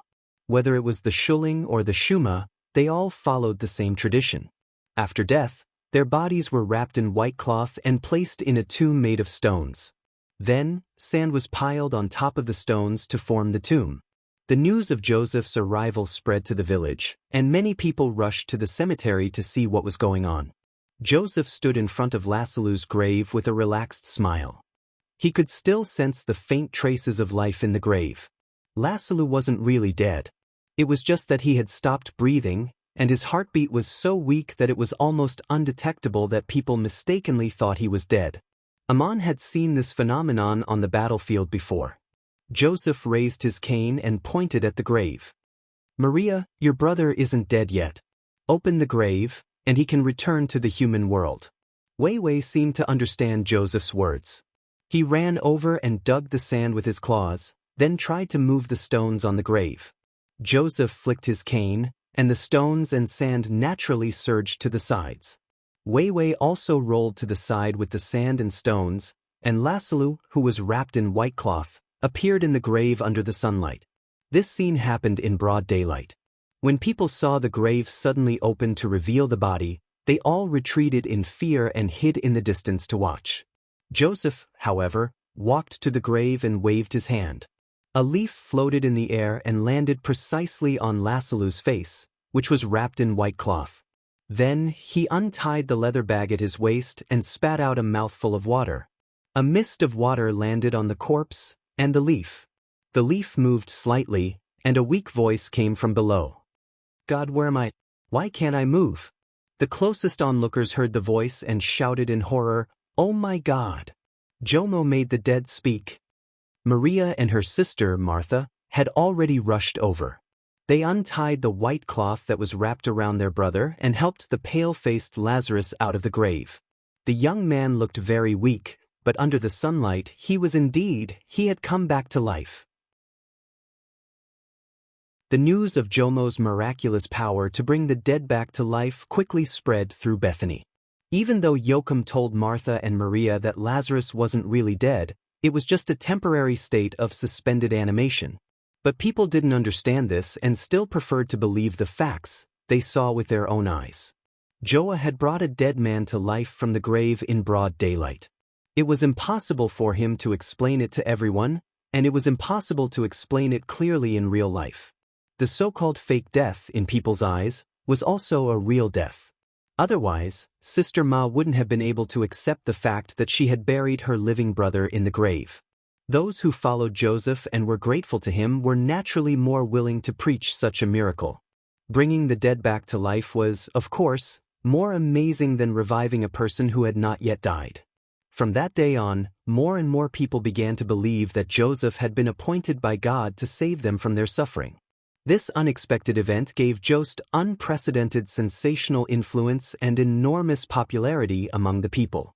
Maria's village was on the outskirts of Bethany, across the river from Joseph's hometown, Bethlehem. Further north was Selenger. Finally, Yola and his disciples stopped their continuous journey and temporarily settled in this village. They used this place as a base to preach Elohim's true faith to the people. Joseph tried to awaken the power of the origin for those who had the right faith, and told all the people the way to heaven or heaven. He publicly preached in the village synagogue the Samlanite Bible. At the same time, some people were even more unwilling to listen to Joseph's preaching and see his appearance. Especially the Samlanite priests, who had made all kinds of rules to restrict people. They didn't want to see people like Joseph. Because Joseph told them, the way we treat others is more important than how we wash our hands or what we eat. The Samlanite priests forbade Joseph from preaching in the synagogue, so he went to the countryside to preach to his disciples and people. Maria became one of his most devout followers. His hometown was on the other side of the river, and Selenger was not far north. Why did Joseph stop in this village outside Bethany? The disciples didn't know the intention of the guide, and Joseph was accumulating his power. The so-called power was not to be strong enough to defeat someone, but to spread his faith deeply into people's hearts. At the same time, he wanted to spend as much time as possible with Maria. Joseph saved Lazarus' life, which was equivalent to agreeing to Maria's request at the well. Maria asked Joseph how she should repay him. Joseph smiled and said, "I want you to give me a gift." Maria said sincerely, "No matter what gift you want, just tell me, and I will do my best to find it and present it to you." Joseph was still smiling. "You've already given it to me. Do you still remember the package? The blue cloth that wrapped the food was your headscarf. Can I keep it?" Maria quickly replied, "Of course." After answering, Maria left Joseph's place and went to a place where there was no one around. Her face turned red, and her heart beat wildly. A grown man asking a girl for her headscarf as a gift. What kind of metaphor was this? If it was someone else, Maria would naturally have a normal imagination. But she didn't dare to think that way about Joseph. In the eyes of his followers, Joseph represented the existence of God, and he preached the faith of God. Women like Maria didn't even dare to touch him, and could only look up to his glory with a pious heart. Maria was indeed a very loyal follower. She often asked Joseph all kinds of questions, and he would answer them in front of everyone. One of the most famous questions was about how people should pray. This question and answer session was actually related to the bear named Wei Wei. Joseph would often lead the crowd in prayer and meditation after his preaching, purifying the soul with focused introspection. This was also a kind of power awakening ceremony. Only those who were talented and devout could awaken the power of the origin. Wei Wei didn't understand these complicated preachings, but it was the most loyal listener. Every time this happened, it would kneel down, put its front paws in front of its chest, and pray devoutly. It even became a part of Joseph's scenery. Joseph's preaching could make a bear listen so devoutly, which became one of the miracles people preached about him.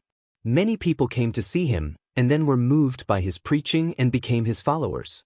In fact, when it came to praying rituals, the ones in Shalom were more complete and complicated. The way Bjork held it in the wild was much more solemn and sacred.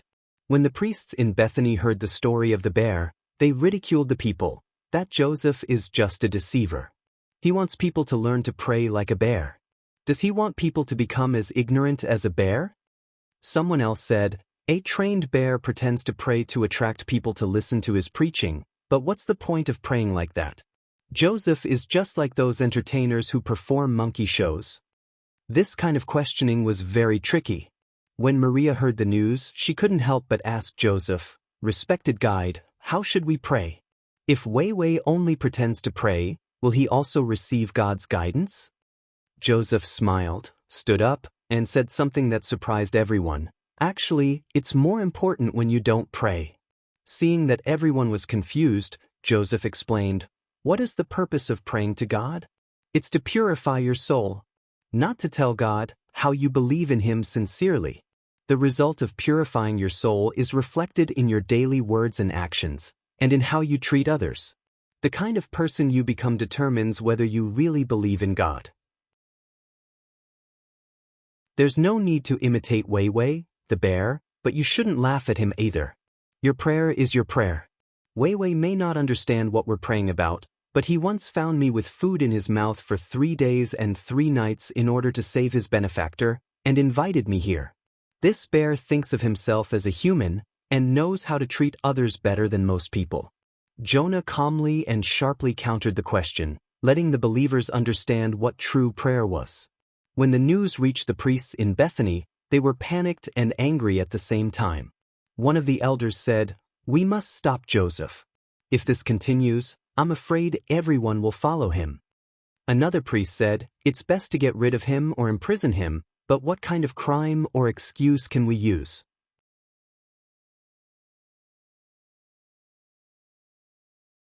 Chapter 367. The priests of Bethany conspired to spread rumors, but this despicable plan did not come to fruition. Soon, another sensational rumor spread among the people. This news made it impossible for the priests to spread the rumor they had prepared, or it would arouse public outrage. Because people were saying that Yola was the deliverer, the son of Eloho, and the true Messiah in Elijah's prophecy. Some people had talked about John in the past, but John had died and hopes were dashed, so the discussion died down. However, Yola's appearance gave people new hope. Yola healed people along the way and preached the faith of Eloho. What was even more surprising was that he had the power to bring the dead back to life.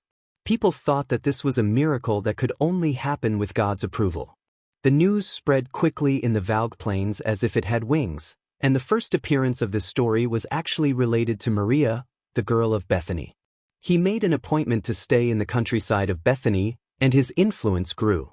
People often invited him, even if no one knew that he was the legendary son of Eloho. But he was a miracle doctor, which was enough to be respected, and many people would try to befriend him. A rich and powerful lord lived outside Bethany. He heard of Yola's reputation and invited him to his home. There would be many distinguished guests, and he asked Yola to preach and bless them at the banquet. Jesus had never discriminated against the poor villagers and the lowly Samaritans. Some people had already regarded Yola as only a guide for the poor and commoners, and thought that he would not accept such an invitation. To their surprise or disappointment, however, they all accepted the invitation. One of the disciples asked, "Esteemed guide, why would you accept an invitation to such a banquet? Everyone thinks that your arrival is to guide the suffering people to salvation. If you set your lecture at such a banquet, the poor will think that you want to stay away from them." Yola shook his head and said, "If someone says that, tell them that the faith of God belongs to everyone, rich and poor, noble and humble. Those who think that God belongs to themselves are on the wrong path." The banquet was set up in a luxurious courtyard. There was a beautiful fountain at the side that brought a trace of coolness. The guests all sat around the fountain, and the table was filled with delicious wine and delicacies. Some who had not accepted the invitation came to the courtyard, and they stood by the corner of the wall to listen to Joseph's speech. Jomo came barefoot, washed his feet in the fountain, and took his seat. At this time, a Shema girl walked over with an exquisite clay pot in her hands. It was Maria. The clay pot was filled with an expensive perfume. With a reverent expression, she sprinkled the balm on Jomo's hair and bent down to clean Jomo's feet with the rest of the balm. Then, she quietly retreated out of the courtyard. While she was doing these things, Johann didn't say a word. He didn't give in or avoid her. He just looked at her tenderly. The guests at the banquet were all stunned.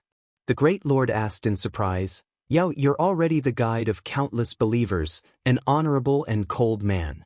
How could you let a Shema girl get so close to you in front of so many people?" Johann was puzzled. He asked in return, If two people both owe a debt, and one owes 5 gold coins and the other owes 500 gold coins, and the creditors decide to write it all off, who do you think should be more grateful? The host of the banquet replied, "The one who owes 500 gold coins, of course." Johann smiled. "Since you think so, you should understand what I mean. For someone like you who has wealth and power, the desire to relieve the suffering of your soul may not be so strong. But for her, the feeling is different, and my speech is no different. You invited so many distinguished guests to a banquet for me, but you didn't ask me to wash the dust off my feet. You didn't even greet me with a sincere hug. But she poured the precious ointment on my hair and cleaned my feet. Since I can accept your invitation, I should accept her blessings. That is the true ritual of a pure soul." At this time, one of the guests suddenly cried out, "Messiah! That's a blessing for Messiah." This cry brought everyone back to their senses. They all remembered the prophecy of the prophet Elijah. The Messiah will come and lead all those who truly believe in the Alor River to build their homeland.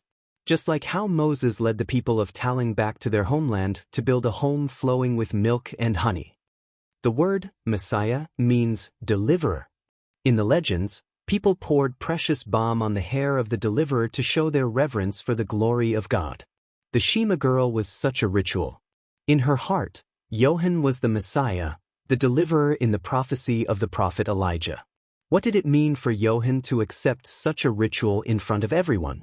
Although Yola himself didn't say anything, everyone had an answer in their hearts. Johann had never announced that he was the Messiah in the prophecy, the son of the Alor River in the legend of Tal. But when people finally realized this and spontaneously used such a ritual to bless him, he accepted it without rejecting or denying it. The prophecy of the Taling Plains spread for nearly 100 years had a far-reaching impact. When the priests of Bethany heard the news, they knew that spreading rumors to slander Johann would not be of much use. If people believed that Johann was the son of the legendary Alor River, then those who slandered him would be besieged and reviled. People had been waiting for the arrival of the legendary Taling king for nearly 100 years. If he wanted to deal with York, he could only get rid of him like how he dealt with John in the past.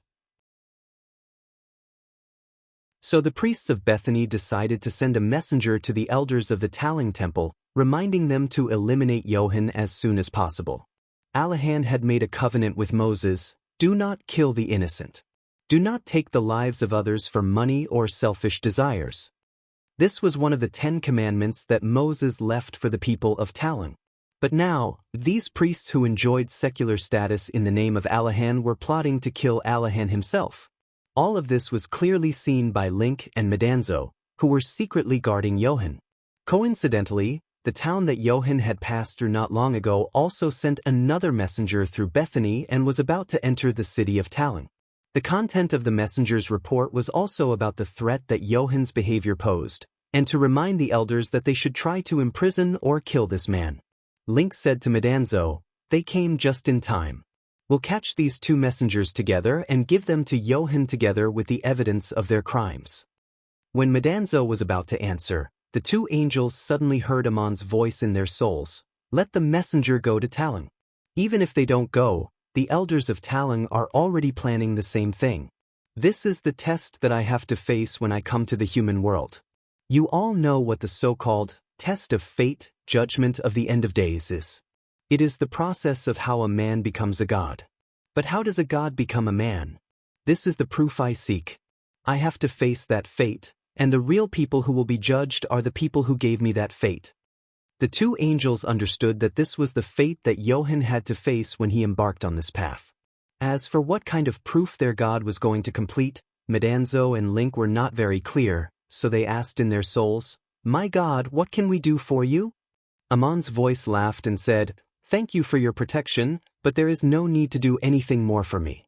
If you are willing, you can prepare some bread and salted fish for me as much as you can." Johann knew what fate he was facing. He was just waiting for the right time to meet it. The disciples did not know all of this. They were overjoyed that Johann was the prophesied Messiah. They were the earliest followers of the legendary king of Tal. When they thought of this, they rejoiced and were full of all kinds of beautiful longings for the future. Maria did not expect that her heartfelt blessing would cause such a big chain effect. Finally, one day, she could not help but ask Johann, "Dear guide, can you tell me? You are the Messiah. Although I believe it and people think so, I want to hear it from your mouth." Johann looked at her and replied, "Do you really want to hear it from my mouth? Then tonight, please wait for me in your room." Anyone could imagine what it meant for a man to ask a girl to wait for him in his room in the middle of the night. But Maria did not dare to think that way. How could the legendary son of the Aloha, the great Savior Messiah, have any unusual relationship with a girl like her? But she could not help but let her imagination run wild. Sitting in her room at night, her heart was beating like a deer. She was anxious to see Johann, but she did not know what to do when he came. What was going to happen? If Johann really wanted to do something or ask something, she would not resist at all. In her soul, everything was willing. But at the same time, she felt that it was not right. She did not even dare to touch him. They had been together for so long, and the only contact they had had was that time when she smeared the back of his foot with perfume. The night seemed to pass very quickly, but also seemed to pass very slowly. The restless Maria suddenly realized that she did not light the lamp, so she quickly lit the oil lamp on the table. The flame of the lamp was the size of a bean, and the dim light illuminated the small room. Then Maria saw Johann. Joel's figure slowly appeared in front of Maria as the light shone. It was like a shadow turning into a painting before finally becoming a living person. From May 1st to May 7th, Chidian's monthly ticket doubling campaign will continue. Here, I sincerely ask for the support of all readers.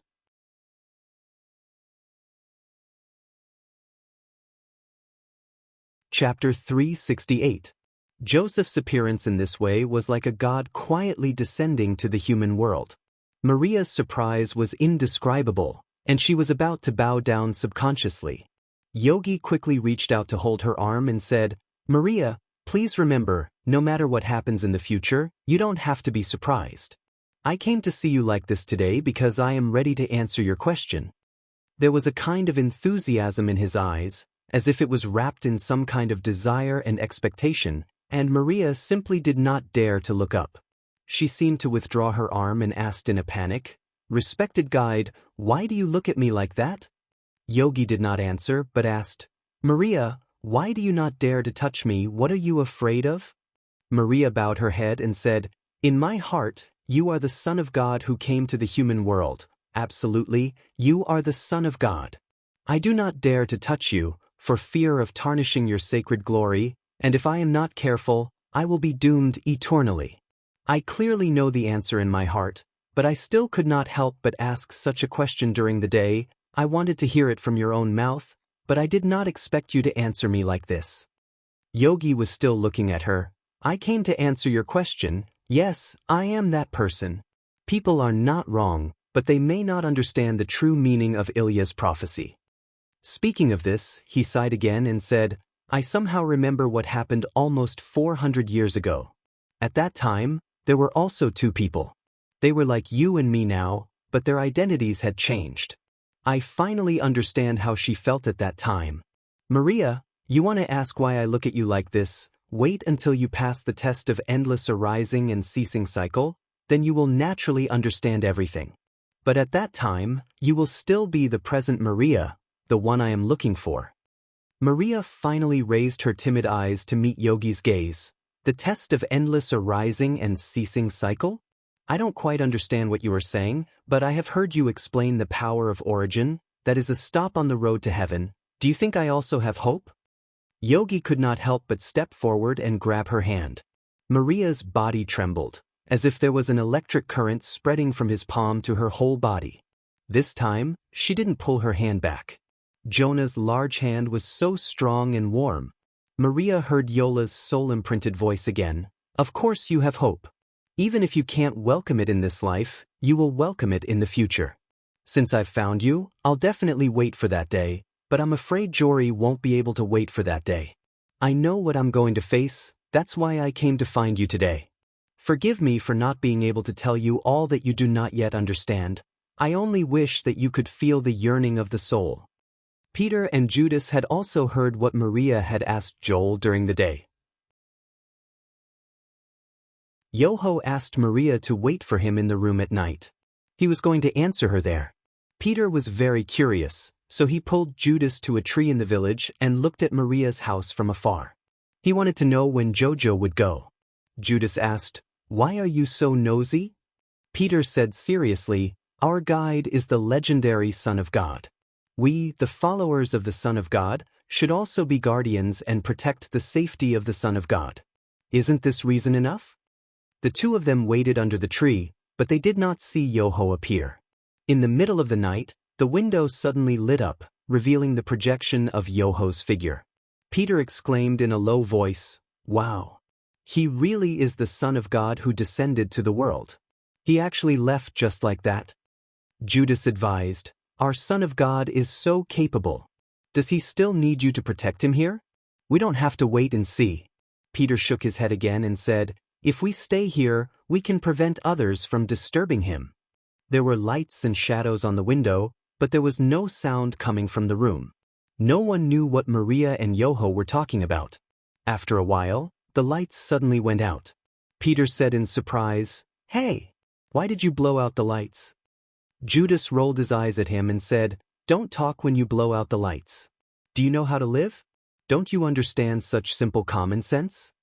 As he spoke, he grabbed Peter's arm and pulled him away without saying anything. The night grew darker, and the stars in the sky blinked quietly, staring at the village under the night sky. When it was almost dawn, Maria said to Yoho, "Your name has long spread throughout Shaling City. Many people there are looking forward to your arrival. If you like living here, I'm very happy. But this village is actually very close to Shaling City. If you walk fast, you can enter the city during the day and come back to rest at night. And I witnessed your magical appearance at night. I'm sure of one thing. Distance is not a problem for you." Yoho sighed and said, "When I enter Shaling City, I will welcome the fate that awaits me. Before that, I have to return to my hometown and bid farewell to Yoho." Maria took the initiative to hold his hand and asked with infinite regret, "Will that really be the case?" Jose said gently, "It really will be like that, because as you asked yesterday, I am indeed the person in the legend." Yoho decided to return to his hometown, Bethlehem, where he was born in this life, before completing his mission in Shaling City. He wanted to bid farewell to his parents. On this day, he took the disciples on their journey, but he did not ask the believers in the village to prepare food. When they left the village and walked in the wilderness, one of the disciples asked, "Respected guide, if we can't find the village, what will we eat today?" Yoho replied, "There will be food. Please follow my example and pick up a stone each and carry it with you." As he spoke, he reached out and picked up a stone for him. Seeing that the stone Yoho took was relatively large, the stones that the disciples picked up were also not small. Only Peter was the most quick-witted. Thinking that they still had a long journey ahead, he took a very small stone and put it in his pocket. They walked until evening and indeed, they did not see the village. When they sat down to camp, Yoho said, "Take out all your stones and put them in front of you." Then Yoho led the disciples in prayer. After the prayer, he waved his staff and asked the disciples to look down at the stones in front of them. At some point, the stones had become flatbread, exactly the same size as before. All the disciples could eat their fill, but the flatbread in front of Peter was smaller than half an egg, just like the small stone he picked up. The next day, when they crossed the Jordan River and entered the territory of Bethlehem, they were met with an unprecedented welcome. 5,000 people came to the river to welcome them. No one knew who spread the news that the son of Holy Son Yoho would come today. Some came to treat the son of Holy Son Yoho, some to listen to Yoho's preaching, some to see the legendary son of Holy Son Yoho, and some just to watch the fun. The scene was noisy, and more than 5,000 people spontaneously gathered. One could imagine how chaotic the scene was. The disciples were exhausted from maintaining order for the son of Holy Son Yoho. They tried their best to make everyone see Yoho standing on the slope. Yoho looked at everyone at the scene with deep compassion in his eyes. His voice clearly reached everyone's ears, and he preached for the whole day. After dark, the crowd did not leave. the exhausted disciples begged Yoho, "Please let them all go. It's already dark and everyone hasn't had dinner yet." Yoho shook his head and said, "This place is too far from the nearest village and they can't make it back in time. Let's prepare dinner for everyone." A disciple said, "We don't have that much food. During the day, a child offered you lunch. There were 2 salted fish and 5 pieces of flatbread. You haven't had time to eat it yet." Peter thought of Yoho's miracle of turning the stones into flatbread and hurried to find the stones. However, the meadow was clean and there was not even a piece of gravel. He wanted to search further away, but he was stopped by Yora. He heard Yora instructing his disciples, "Tell them to be ready. 50 of them will form a group and lead the people in prayer. I will personally distribute food to everyone." 5,000 people prayed on the grassy slope by the river bank. After the ceremony, Yoho walked into the crowd and distributed the bread and salted fish in the bundle to everyone with his cane. He worked until night fell and everyone was full. At this time, someone noticed the transformed staff and muttered, "It's really the son of Holy Sun, and he's holding Moses' staff." Legend has it that when Moses led his people back to his hometown, he cooked a pot of soup and let everyone eat their fill. Yoho's staff was originally made for Ammon by Crazy Ol, and it contained the ventussum, which was refined into a spatial artifact. When it was completely refined into a divine artifact, it was naturally an even more magical spatial artifact. Yoho had already asked Madanzo and Link to prepare enough food to carry with them. It seemed that he had already predicted what would happen today. The first thing Yoho did when he arrived in Bethlehem was to cause a great sensation. Those who praised him spread the story of the Son of Holy Sun everywhere, and those who were hostile to him were even more convinced that he was a deceiver and a great threat in the future. The priests of Bethlehem also made a decision to send a letter to Salem, warning the elders of the Temple of Aloha that an extremely dangerous person had appeared. Yoho was well aware of this, but he said nothing and returned to his hometown in the countryside of Bethlehem, a place called Nazareth. The villagers living in Nazareth were very familiar with Yoho. When he was a child, he helped his father with the carpentry work, making tables and chairs for people, and repairing carriages. Later, Yoho left home, and the villagers still felt sorry for him.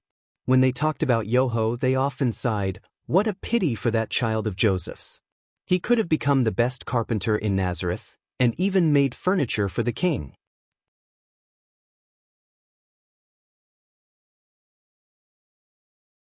Chapter 369. The people here had also heard of the name of the Son of God and rejoiced at the arrival of the Messiah, because God had appointed the Messiah to bring the gospel to the poor and to save all the oppressed people of Salem. As for the carpenter Joseph's son, also named Joseph, people thought that it was just a coincidence of the same name. But when the legendary Messiah arrived with his disciples, the people were surprised to find that he was that Joseph. People began to talk about it. How can he admit that he is the Son of God? Everyone here knows that he is the son of Joseph the carpenter.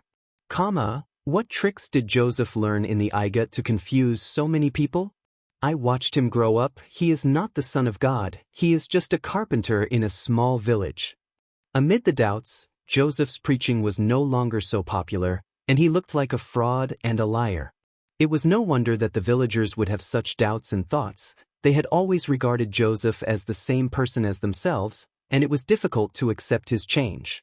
On the other hand, Joseph did not return to his hometown in glory. He still wore a coarse robe and held a cane made of tree branches. There was no crown on his head, no halo on his body, and he did not even sit in a carriage. Instead, he led his disciples on foot, and he still looked like an ordinary person like the villagers. If he was the legendary son of Ah, not only would the villagers not believe it, even his parents would have doubts in their hearts. If Joseph had become an official or made a fortune outside, and had a high status, people might have been more willing to accept the change in his identity if he had come with a splendid fleet of carriages in fine clothes.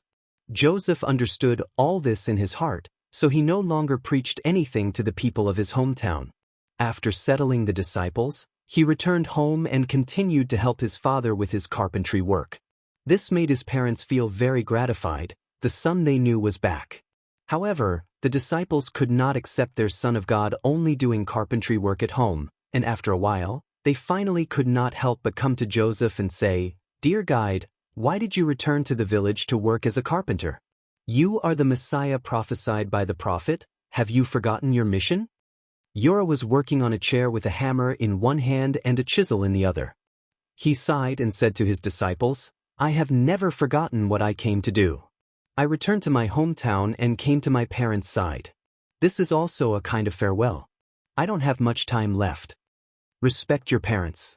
Never forget who brought you into this world and gave you life." This was the promise God made with Moses. John asked again, "Then what should we do? Continue to wait for you?" Yura shook his head and said, "I'm still here, and you're already confused. If one day I'm gone, what will you do?" "I spread the faith of God, and you can spread it like I do." The disciples asked, "What should we do?" "Imitate me. You've all seen the bear named Vivi. Although he can't understand complicated preaching, he can still imitate people's prayers. Have you not learned anything after following me for so long? We come into this world with nothing and no knowledge. It's our parents who gave us life and raised us. We learn all knowledge and skills by imitating them. But in the end, you have to know clearly what you're doing and truly understand and accept the faith you're pursuing. Go to the villages and do what I've done, not stay by my side and sigh." Yura sent them to various villages to preach the gospel of God and heal people's suffering. He specifically instructed them, "Don't bring too many things when you go out. Pray for those who receive you warmly. If someone doesn't welcome your preaching, don't be angry. I've set a time limit of half a year, and I'll wait for your return in my hometown." The disciples who accompanied Yura were the most talented and perceptive among his followers. Yura awakened the power of the origin for them. He focused on teaching them the blessing magic and taught them other skills according to their strengths. However, Yura did not explain the various levels of achievements like he did to the temple guide mages. Instead, he focused on explaining to the disciples what tests they needed to pass to embark on the path to heaven. About half a year later, the agreed time was almost up. The disciples came back one after another.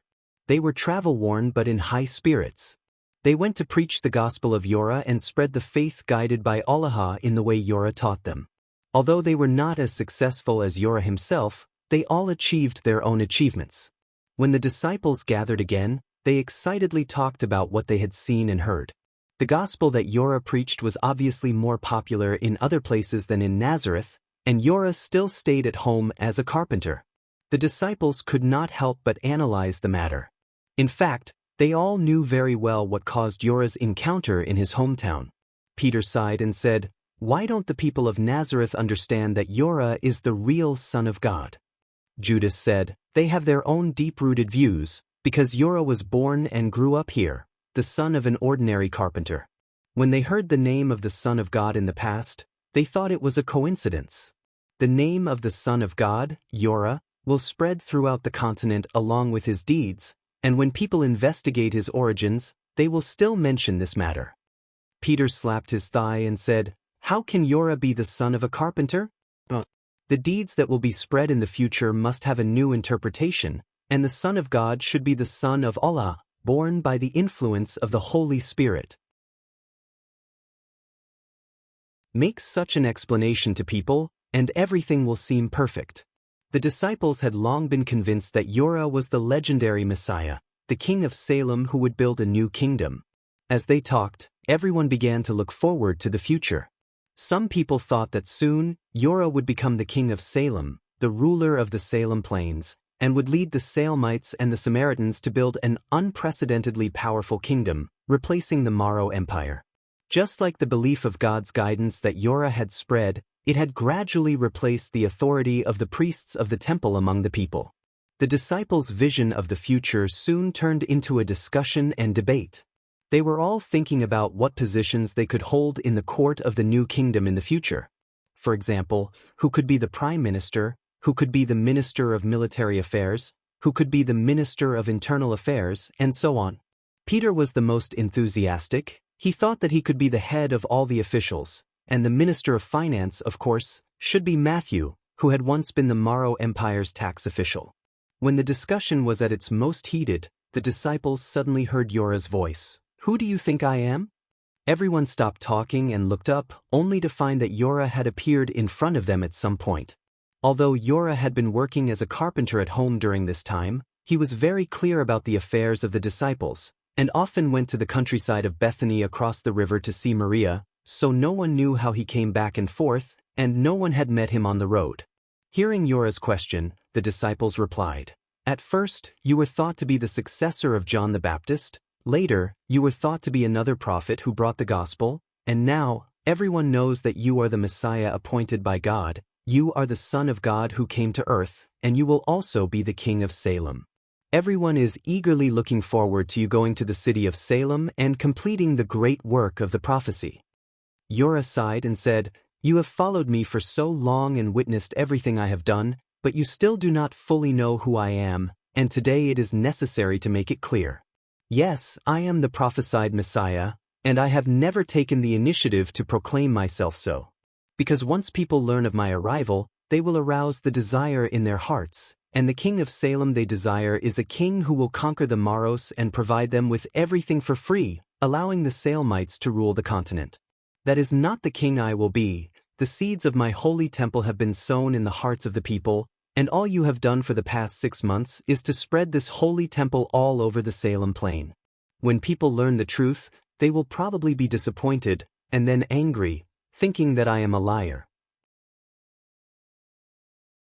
However, I am indeed the Messiah, and God did not deceive anyone. Unfortunately, I have seen that I will be engulfed in anger, and those who hate me will deal with me as they did with John the Baptist, and I will bear their sins. You may not understand why, because those people are also believers of God, but when people think that they act on behalf of the supreme God, they also lose their souls, or it is only in the name of selfish desires. One day in the future, the faith guided by Allah will spread throughout the continent along with the gospel I have spread. The Olympian gods believed in by the Maros will retire at dusk and disappear into eternity, becoming a legend, and the deeds of me, Yora, will become another legend. People will also wake up to who I am and what they have done. I have come to earth not only to spread the gospel of Allah and build a temple in the heart, but also to fulfill my quest and vow. If I prove my vow, will people be able to usher in the world they have imagined? I do not know the answer, because at this moment, like you, I am still searching. I have only pointed out the way to heaven, and they are not in the magnificent and towering temple, but only in the soul. How to view divinity and human nature, and do they contain the same source? I hope to find the answer in Yora, but perhaps it is not the final answer. Will the world become a better place after me? I have left hope for the world, but the distance to heaven is both near and far. The disciples listened attentively to the preaching of the Son of God, and finally understood one thing completely, that Yora was not the Messiah that the Salemites had been eagerly awaiting for 100 years. It was not that he was deceiving anyone, he was the man, but people had their own assumptions in their minds.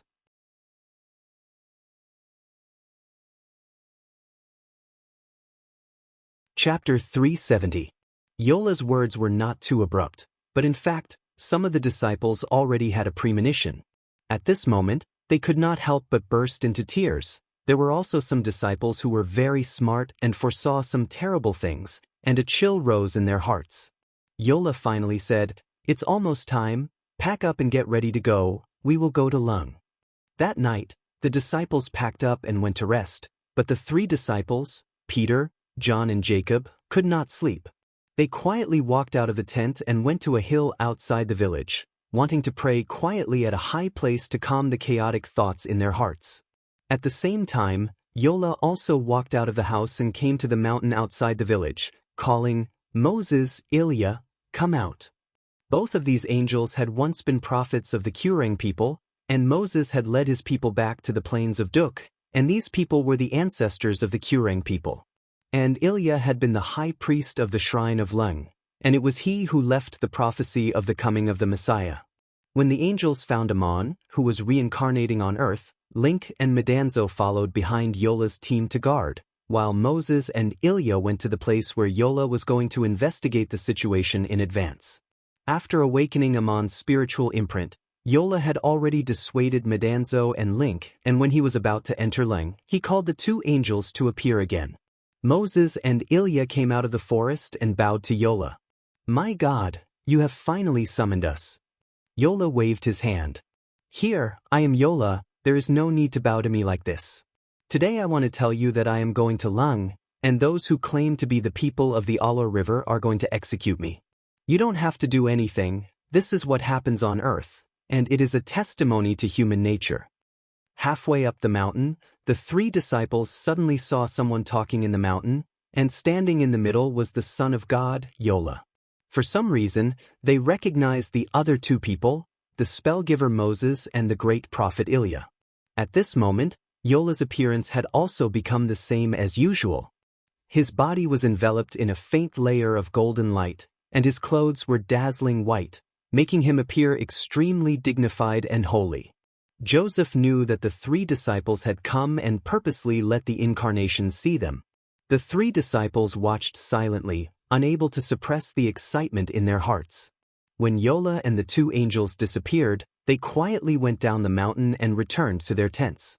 They woke up their companions and told them what they had seen during the night.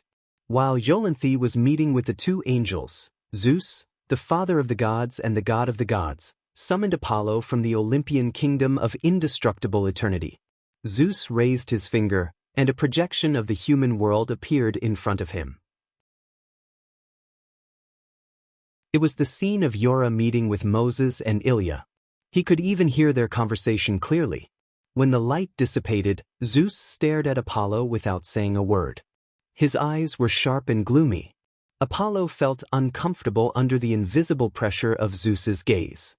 He quietly took a step back and lowered his head. I mistook him for someone else. It turns out that John the Baptist is not the Ammon of the Wheel of Reincarnation. Zeus spoke. You were looking for him, and so were the angels. But when he appeared, I only understood one thing. Yola had no intention of hiding his identity from the gods. You didn't even need to do anything. The people of Alor who believed in Alor wanted to get rid of him. Yola knew the result, but he still went to Alor. I want to ask you, but what can you do? This question stumped Apollo. Then use the local Maros or King Herod to get rid of Yola. It was no longer necessary. The priests of Alor were planning this themselves, and they didn't even need Apollo's help. Yola didn't say anything to Apollo in the human world, but his actions seemed to be mocking the god. What you want to do is actually the result I want. What else can you do? Apollo couldn't answer Zeus's question. He could only ask in confusion, Father of the gods, if Yola died in the hands of the people of Alor, what would happen to Ammon? Would he continue the wheel of reincarnation, or would he return to his divine kingdom? Zeus replied, Didn't you hear what he said to the two angels? Ammon's spiritual imprint has been completely awakened, which means that his cultivation of entering the human world has been completed. His previous actions had already made his mind clear on the path he was looking for, and if there was a special opportunity, he would be able to find it. Then, he awakened Ammonius' spiritual imprint. Yola now is a bit like Pythagoras in the past. He has the soul of a god in the body of a mortal. As long as he is willing, he can return to heaven at any time. Even if someone killed Yola, they can't let Ammon get lost in the wheel of reincarnation. But his current realm should be higher than Pythagoras's. This is not a simple matter. Apollo was shocked. He asked again, Why did Yola do that? I still don't quite understand the path he is seeking. Zeus narrowed his eyes and replied, Do you remember what Ammon said when he was shot down by an arrow? He doesn't want to become a god like us. Even if all the temples in the human world are destroyed, he doesn't care. He wants to transcend that so-called ghostly cultivation method. To confirm the vow he made long before he transcended immortality. Now you see it. Ammon's shrine was indeed destroyed. Apollo said, But Ammon is also from the Allora River. The shrine of the Allora River still exists on the Dialing Plain. I find it strange too. Did you deliberately preserve the temple of the people of Allor River? Zeus nodded, then shook his head. I did not deliberately preserve it, nor did I deliberately not preserve it. I did not descend to ask the Maro Empire to order the demolition of the Temple of Alor River in the Alor River. On the other hand, this is indeed the best way for the Maro Empire to rule the area. In fact, I also want to see how things will turn out. Apollo asked carefully, I'm afraid you didn't expect Yola to be murdered by the priests of the Alor River Temple, did you? Zeus frowned slightly. No, I vaguely thought that the transcendence that Amon pursues must be a process of seeking proof. If he doesn't build another temple, then what is about to happen is the best explanation. Apollo asked, then what realm does Ah Ling have now? Zeus said, at this moment, I can still see through him and understand what he is doing. If he returns to heaven now, no matter how different the path of seeking proof is, he will have the same realm as me. We are both gods, able to merge with the world created by other lords of heaven. This is his foundation. No matter what he has sought in the past 300 years, his accumulation has finally reached perfection. Apollo blinked. I still don't see the difference in the achievement he seeks. Isn't it just the one and only God? Zeus smiled bitterly and nodded. At least for now, that is indeed the case. But what will happen in the future, I am not sure. His ambition is so great that he did not hesitate to give up all the divine power in the world. After Yola's death, it also means that Amon's last divine realm on the Alor Plains has disappeared. Even if the temple is still there, it is no longer his divine power source. This is a different path. I'm afraid that even he himself does not know what it means. Perhaps he knows what kind of god he will become, but what will happen to the human world? I am thinking and he is also thinking, but no one can say for sure. Apollo revealed a thoughtful look. In other words, after Amon returns to heaven, he will still be the same Lord of Heaven as before, but his realm has reached perfection, and he has the achievement of a god of gods like you. I think that if he has such a foundation, it will be the same whether he goes to the human world or not. Why bother going through all this trouble? Zeus put his hand on his forehead and said, this is the accumulation of knowledge, the clarity of the path found in the soul, and then the practice. Once he returns to heaven, he will need to refine all the knowledge he has accumulated in order to ascertain whether he will reach a higher realm. This is something that even I do not understand. Apollo stepped forward and said, Father of the gods, you don't seem to dislike him? Zeus looked at Apollo with a slightly mocking expression and said, I have no personal grudge against him. The divine realm of Olympus has spread all over the continent. The temple of Amon has been abandoned, and I have completed the verification of the god of gods. What else can I argue with him? Even if I lose my divine realm in the future, I don't care. You see, the Potsdam Empire built by Marduk has now disappeared, and the continent believes in the gods of Olympus, but has Marduk ever come to me to settle the score? You will not understand before you reach the realm. Apollo said worriedly, do you mean that the divine realm of Olympus will disappear like Amon's divine realm, or be replaced by the divine realm of Giant, and you don't care? Zeus waved his hand tiredly and said, it doesn't matter, it's actually a matter of the human world. Apollo, what's wrong with this eternal heaven? If Amon wants to torture himself so much, then let him. If I were you, I would not care about all this, and I would not go to Taling to watch the show. Apollo was startled. So you already knew that I would go to Taling to witness all this? You said that Amon wants to become another kind of god, and if he finally achieves his great ambition, he will even have a higher achievement than the god of gods. Don't you have any ideas about this? Zeus smiled helplessly. You really don't understand things. I can tell you that I have no ideas. My wish has been fulfilled. The Olympian heaven has become the ideal eternal world, and I don't need to do anything else. Apollo, I also want to ask you, if you want to become the master of heaven, can you succeed? For gods, this is not a matter of whether they want to or not, but a real wish. Apollo replied, I have such a wish.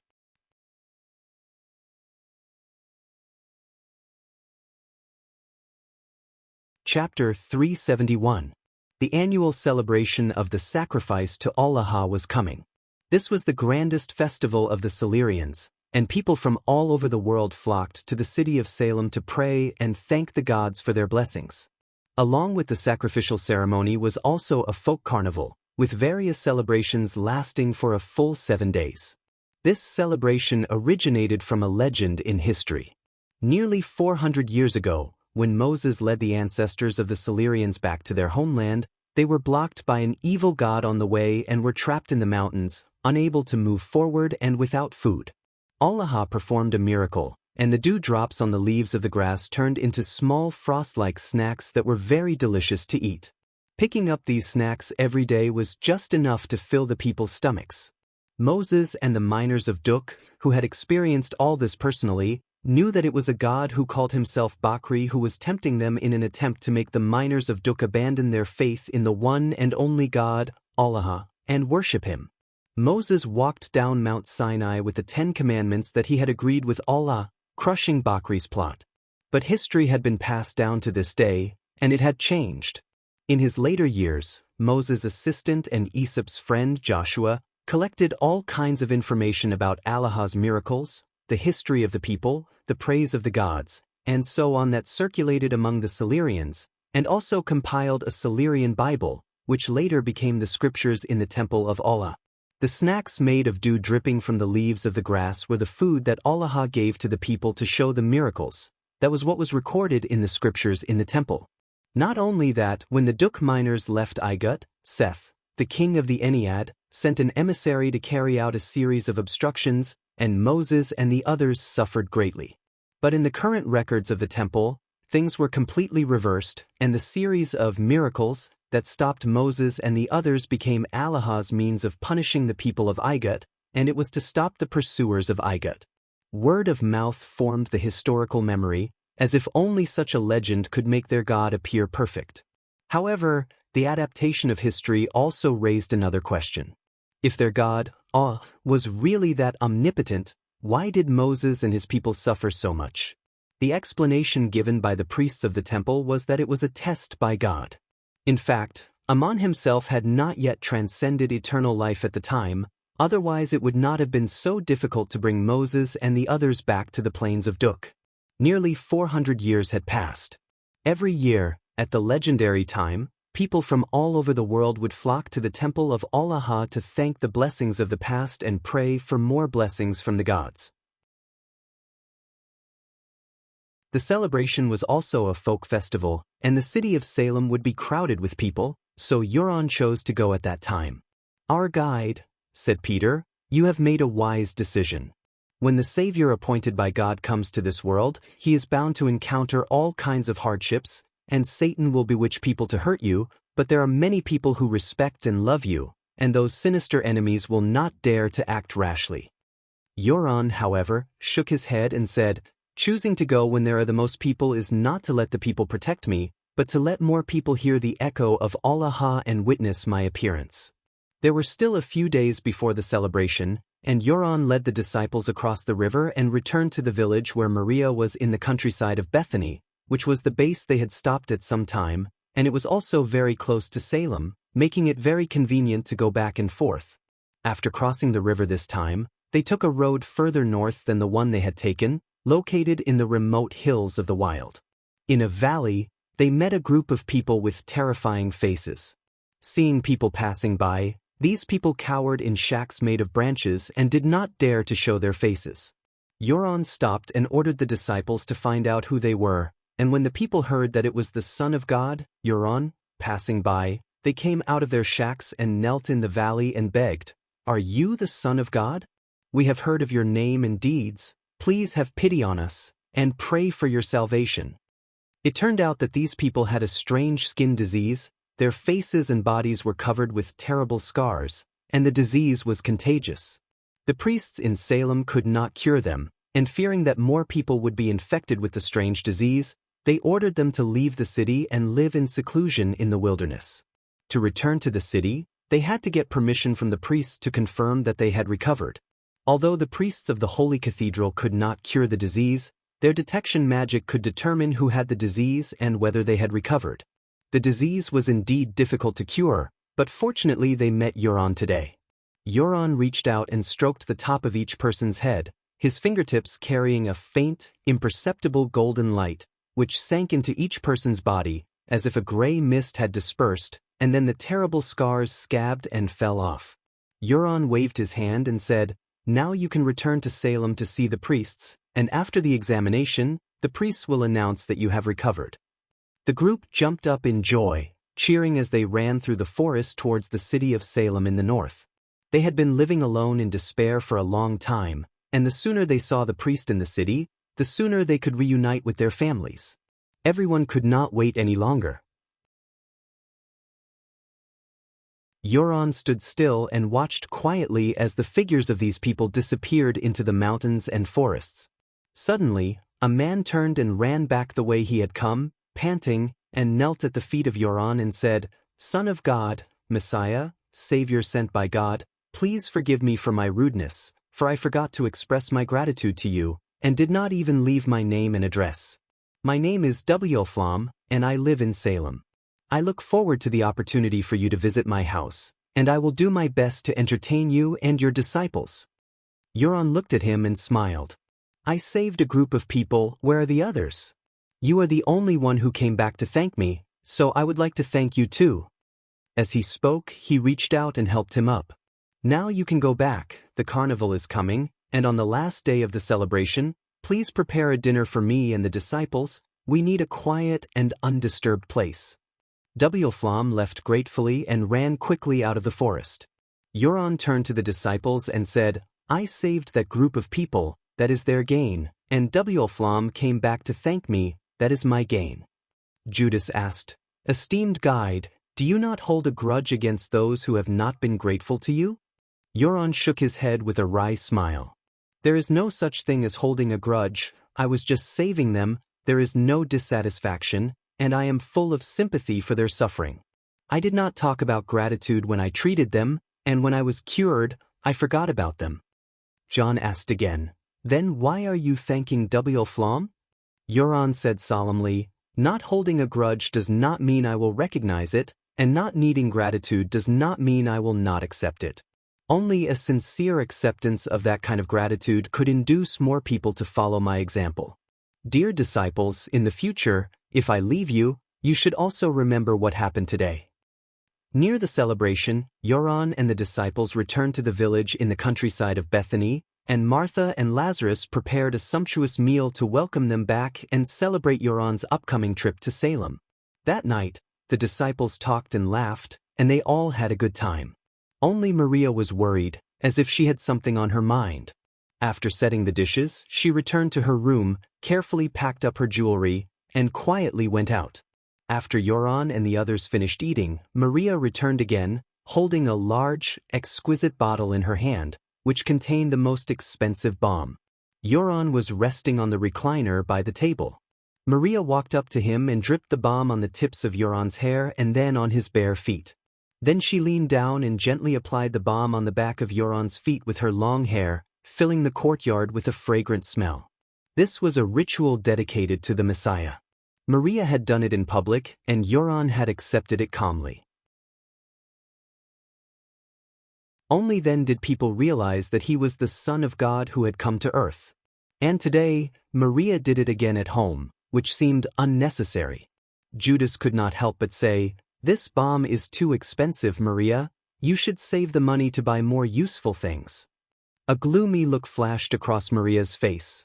In fact, she knew better than Euron's disciples what was about to happen, and she was just expressing her feelings in this way. Euron said, "Let Maria do this. She is expressing her love and generosity to me, and she will become part of the legend." Seeing this scene, the clever Judas vaguely guessed something and asked, "Respected guide, you should know very well that your enemies hate and hate you. You have talked about the kindness and forgiveness of the Savior. Now I would like to ask, what kind of people are unforgivable?" Euron sat up straight with his hand on the back of the chair and told his disciples a story. There was once an official who owed a huge sum of money to the king. The angry king ordered, "Sell his wife and children as slaves to repay the debt." The official knelt on the ground and cried, "Please have mercy, your majesty. I can't repay such a huge sum even if I am sold. Please wait patiently, I will definitely find a way to repay the debt." The king knew that he could not repay the debt, but he took pity on him and forgave him. The official walked out of the palace and immediately bumped into a servant. He grabbed the servant and shouted, "Where is the money you owe me? When are you going to pay it back?" The servant begged, "Please give me a little more time, I will work hard, and I will definitely pay it back." But the official did not let it go. He grabbed the servant and shouted, "The deadline is up, you have to pay the money immediately, or you will go to jail." He grabbed the servant and sent him to jail. When the king heard this news, he did not say anything and also ordered the official to be sent to jail. The story ended here. Euron looked around at his disciples and said, "People who think that they should be forgiven for their actions but cannot forgive others are unforgivable."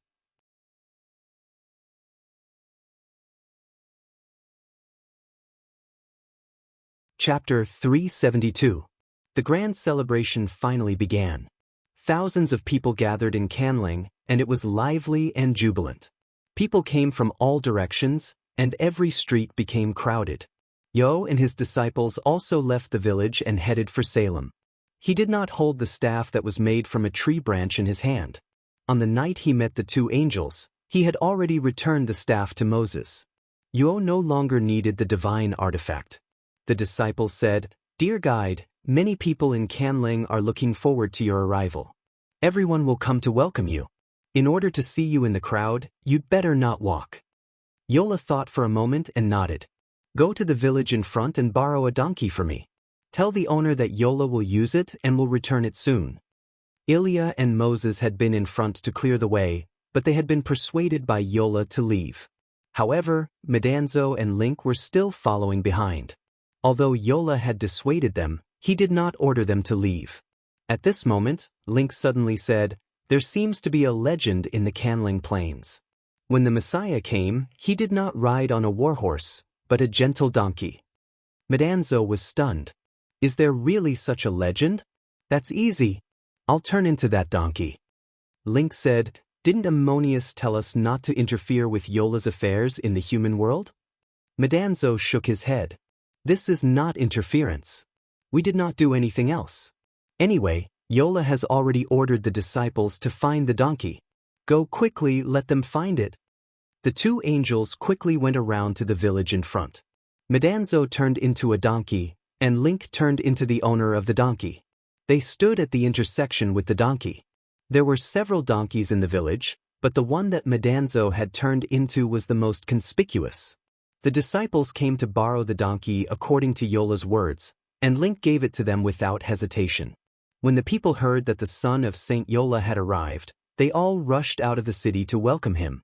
The huge crowd cheered and shouted the name of the son of Saint. Some even bowed on both sides of the road. The people in front took off their robes and spread them on the road. Some people even broke off twigs with leaves and spread them on the ground. Let Yogi on his donkey pass. Along the way, people cheered, "Messiah, our Savior. He's here." The huge crowd advanced slowly, and just like that, the saint rode his donkey into Tulang City. When the elders of the Arrow River Temple heard that Jomo had arrived, they conspired to get rid of him. An elder said, "There are too many people now, it's not easy to make a move. There are many people who believe that Yola is the Holy Son. If we capture him in public, I'm afraid it will incite a rebellion, and he will easily escape." Another elder said, "We can wait until the last night of the celebration. By then, the people who have gathered from all over the world will have dispersed."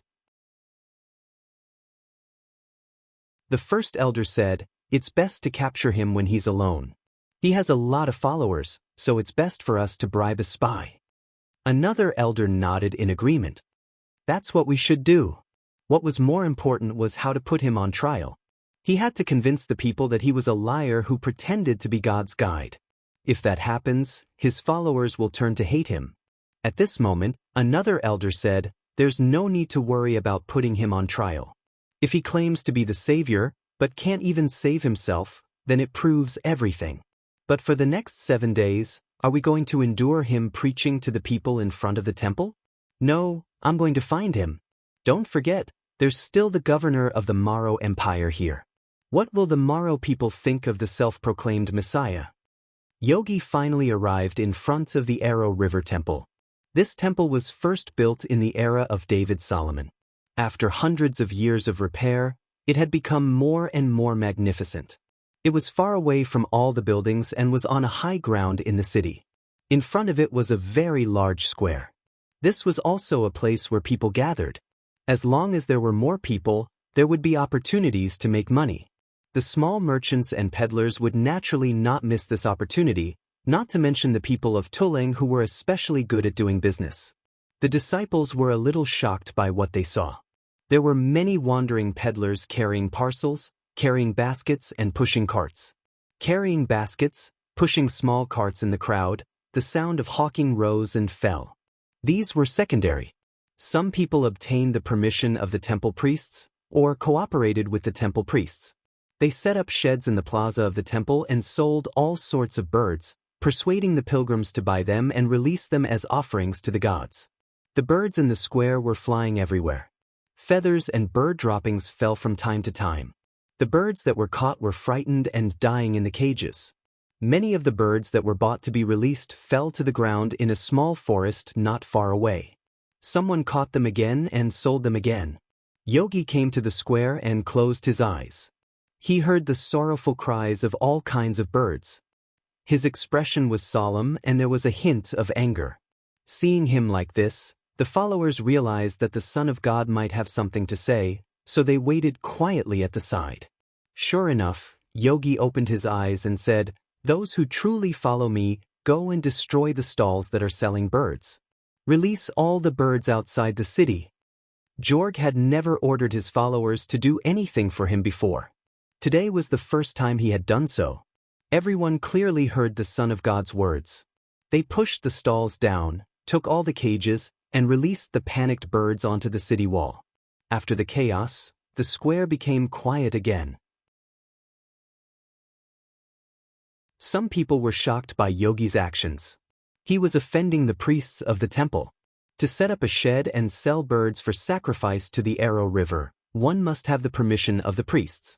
The so-called permission was given to the priests. In fact, many of the stalls were opened by the priests themselves. It was a way to make money in the celebration. A priest walked out from the crowd and questioned Yogi, "Who are you? How can you do this? The birds sold in these stalls are for people to release. The pilgrims buy these birds and release them as a sacrifice to the gods. The birds obtain freedom and symbolize the salvation of the gods. You are encouraging people to destroy the stalls. This is blasphemy against the glory of the gods." Yogi unceremoniously scolded, "If they are domesticated chickens, do they need people to release them? These were all birds that the stall owners had sent people to capture from the wild. Who knew how many innocents had died or been injured in the nets? Locked in cages, they were tortured. Released in the plaza, they suffered all sorts of fright. Once they flew into the forest, they would be captured by the stall owners. Some people are doing this because they are greedy for the money in the pockets of the pilgrims. They are offering sacrifices to the gods to show the benevolence of the gods. God does not enjoy all of this. The money only falls into the pockets of the greedy. Don't think that the people here do not know that the stalls selling birds are related to the priests of the temple. Otherwise, they would not be set up in the square of the temple. What they are doing is blasphemy against the glory of the gods. If you think that releasing those caged birds is offering sacrifices to the gods and showing the benevolence of the gods, then why are you keeping them in cages and selling them? You should release those birds yourself. Isn't that right?" The crowd roared. The priest's face turned red. He was so angry that his body trembled. He did not know how to refute. In fact, many people knew that the stalls selling birds were opened by the priests. Even if they were not opened by the priests must have received some benefits. However, Yogi still said this in front of everyone. This was equal to offending the priests who profited from the stalls. He really had guts. Who had the guts to do this in the square of the temple? He was looking down on the most authoritative person in this land. The priest was also very puzzled. At this time, someone shouted, "Priest, look carefully. This is the Son of God Yogi." As soon as the priest heard this name, he shivered for no reason and slipped into the crowd with his tail between his legs. The people cheered and shouted Yogi's name. They gathered around the Son of God. Yogi raised his arm to signal everyone to be quiet. Then he began to preach to the people in the square of the temple. He did not know how many times he had preached, but today's audience was the largest. His voice was deep and pleasing to the ear. In such a large plaza, everyone could hear him clearly. Although he was wearing an ordinary robe, he seemed to be shrouded in a holy radiance. His followers firmly believed in his identity. No matter how they looked at him, they felt that he was dignified and holy. He looked like a mortal, but it also added a simple sense of mystery. After preaching, Yogi led the people in a prayer ceremony. When night fell, the city was still very crowded. Pilgrims from all over couldn't find a place to stay, so they rested on the roadside or in the open space. Yogi took his disciples out of the city and returned to the village of Bethany. The next day, they entered the city again. The next day, when Yogi continued to preach in the temple square, the crowd suddenly parted to make a path. A middle-aged man wearing a white robe and holding a luxurious staff walked in. Many people here knew him. He was one of the 12 elders of the Aluo River Temple. It was said that he was also a great mage. The people bowed to the elder. This was a habit they had developed over the years. The elder nodded to the people with a humble expression. He walked in front of Yogi and said calmly, "Yogi, I heard that you claim to be the Messiah in Elijah's prophecy. Yesterday, you incited the people to destroy all the stalls selling birds in the square?" Yogi replied calmly, "Elder, if you call me that, I won't deny it. As for why I destroyed those stalls, you should know the reason better than me. Do you want to accuse me?" The elder shook his head. No, I don't want to accuse you of that. You have your reasons for doing that. It will make it easier for you to win the hearts of the people. But those stalls were set up in the temple square with the permission of the Maro people. They also have to pay taxes to the Maro people. I came here to ask you a question. Should the people of Shaling pay taxes to the Maro people? The people bought those birds and released them as a sacrifice to Aloha.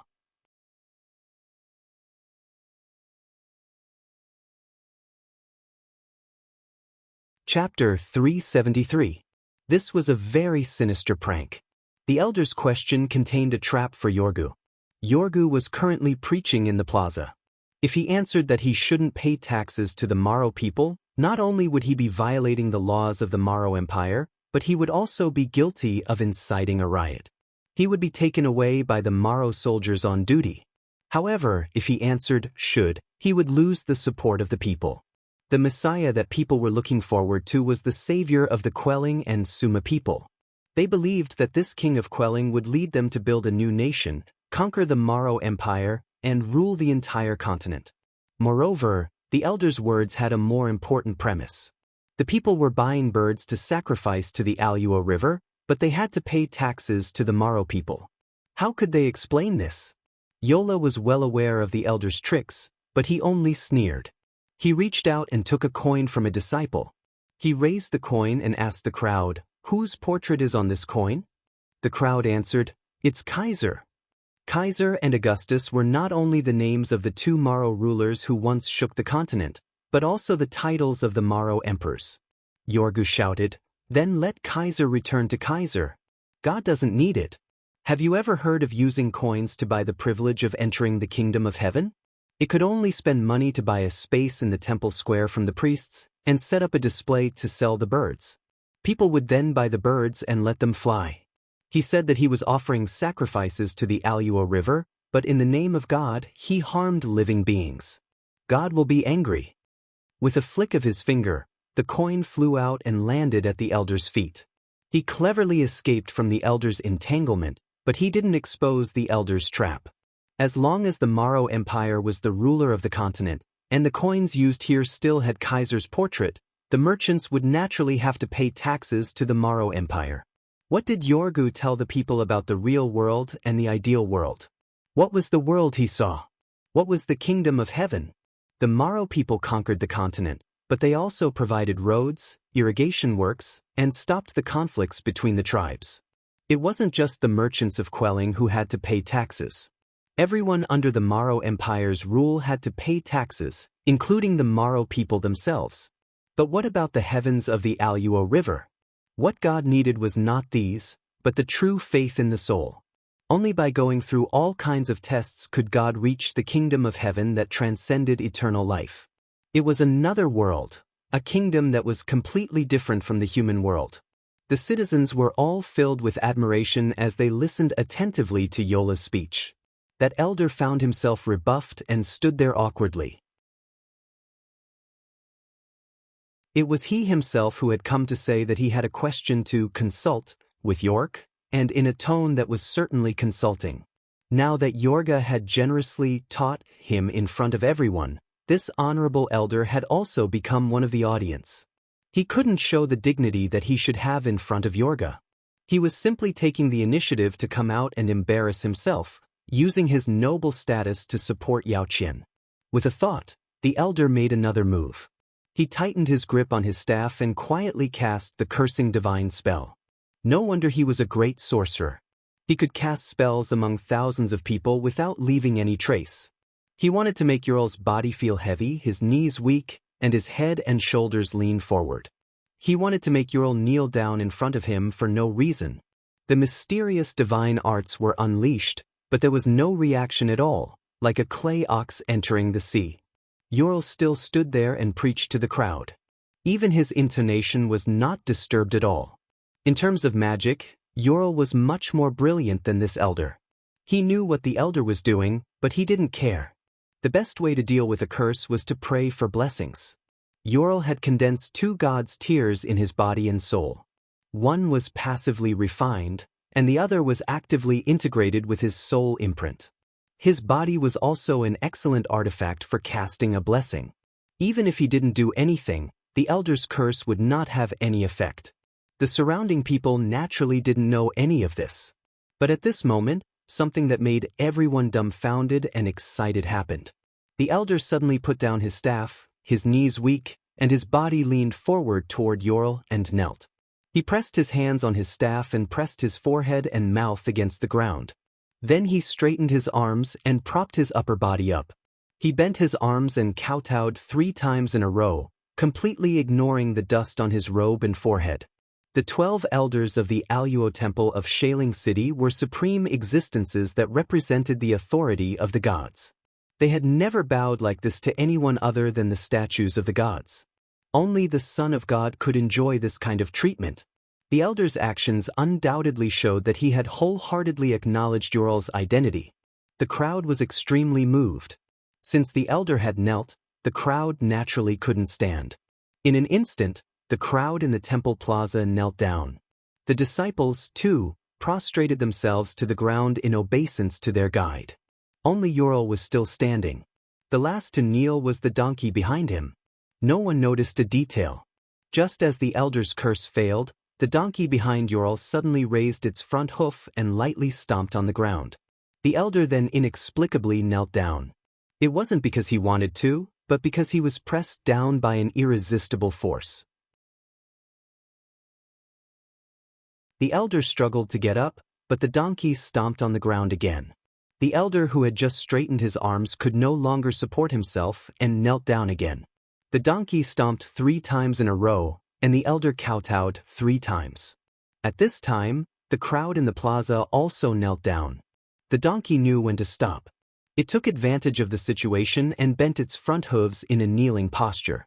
At the same time, it lowered its head and touched the ground. The donkey knelt down, but the elder stood up. Because of his actions, everyone in the plaza knelt down to Ural. The elder was so ashamed that he could die. He simply didn't have the face to see anyone.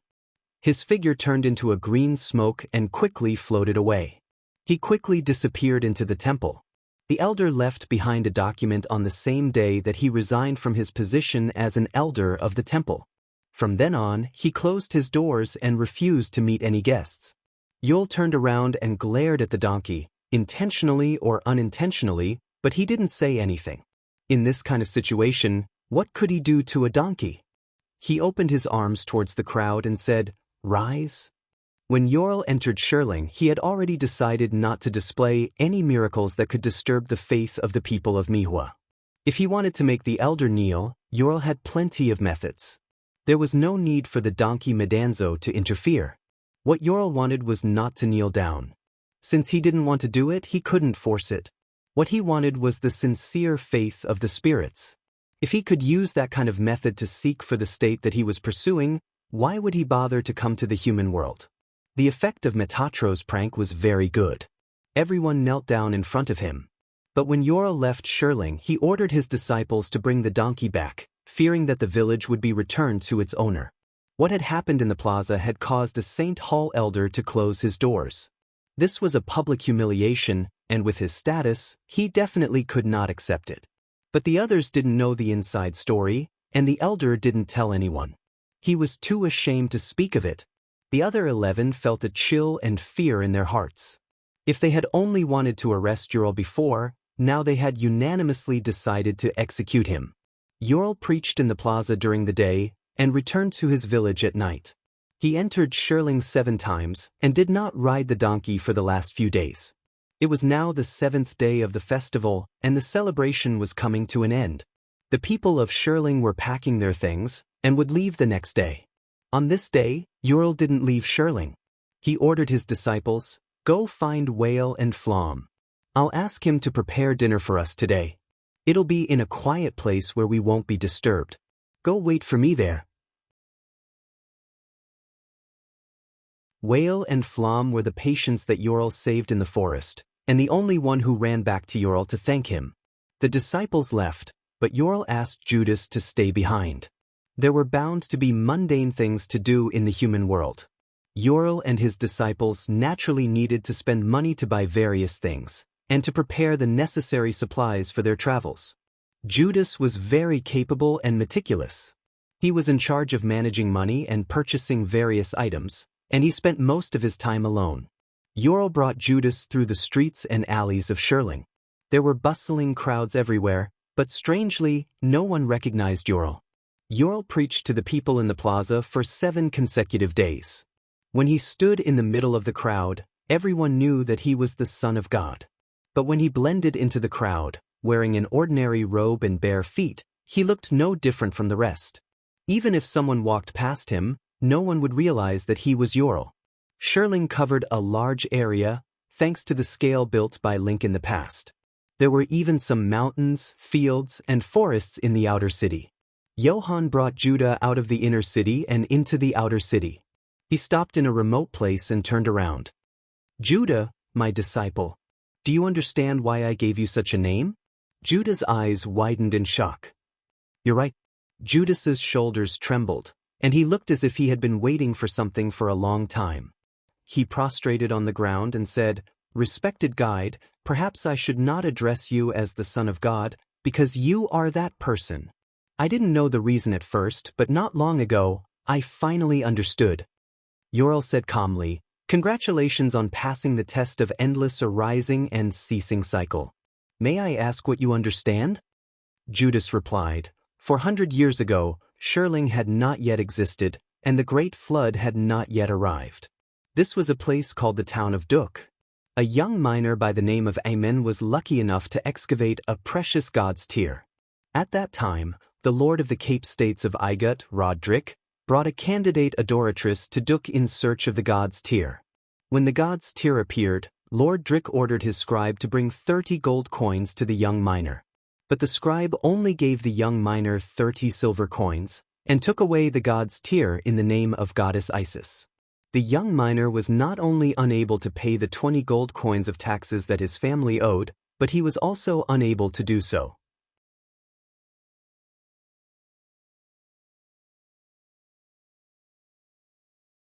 Chapter 374. It was hard to tell whether he was happy or angry. Then he asked, "What happened to Faal Judah?" Judas continued, "Because he had hurt Ammon, he hated Ammon even more.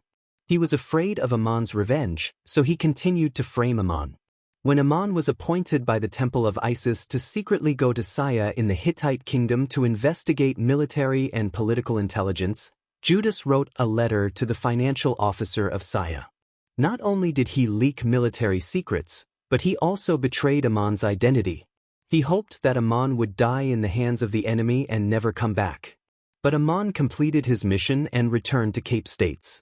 At night, Fayal Judas hanged himself in his room. There was a suicide note and 30 silver coins at his feet. No matter what sins he had committed in that life, death was the end. After 400 years of reincarnation, I met you and received the guidance of true faith. Jael heaved a long sigh. Get up. I called you here today not to ask about the things that have nothing to do with you 400 years ago. Please tell me, did the elders of the Temple of Aloha send someone to bribe you a few days ago? Judas: Yes, there was such a thing. I refused, but I didn't tell anyone. Everything can't be hidden from you. Jael suddenly changed the topic. I know every disciple very well. Your achievements in this life have passed the test of endless life and death. The faith in your soul is clear and firm. But your bloodline is too weak. It will be difficult for you to practice to the end of the human path. Even if you reach the end, you will not pass the final test. The best result is that you can only keep the spiritual imprint in your soul in your reincarnation.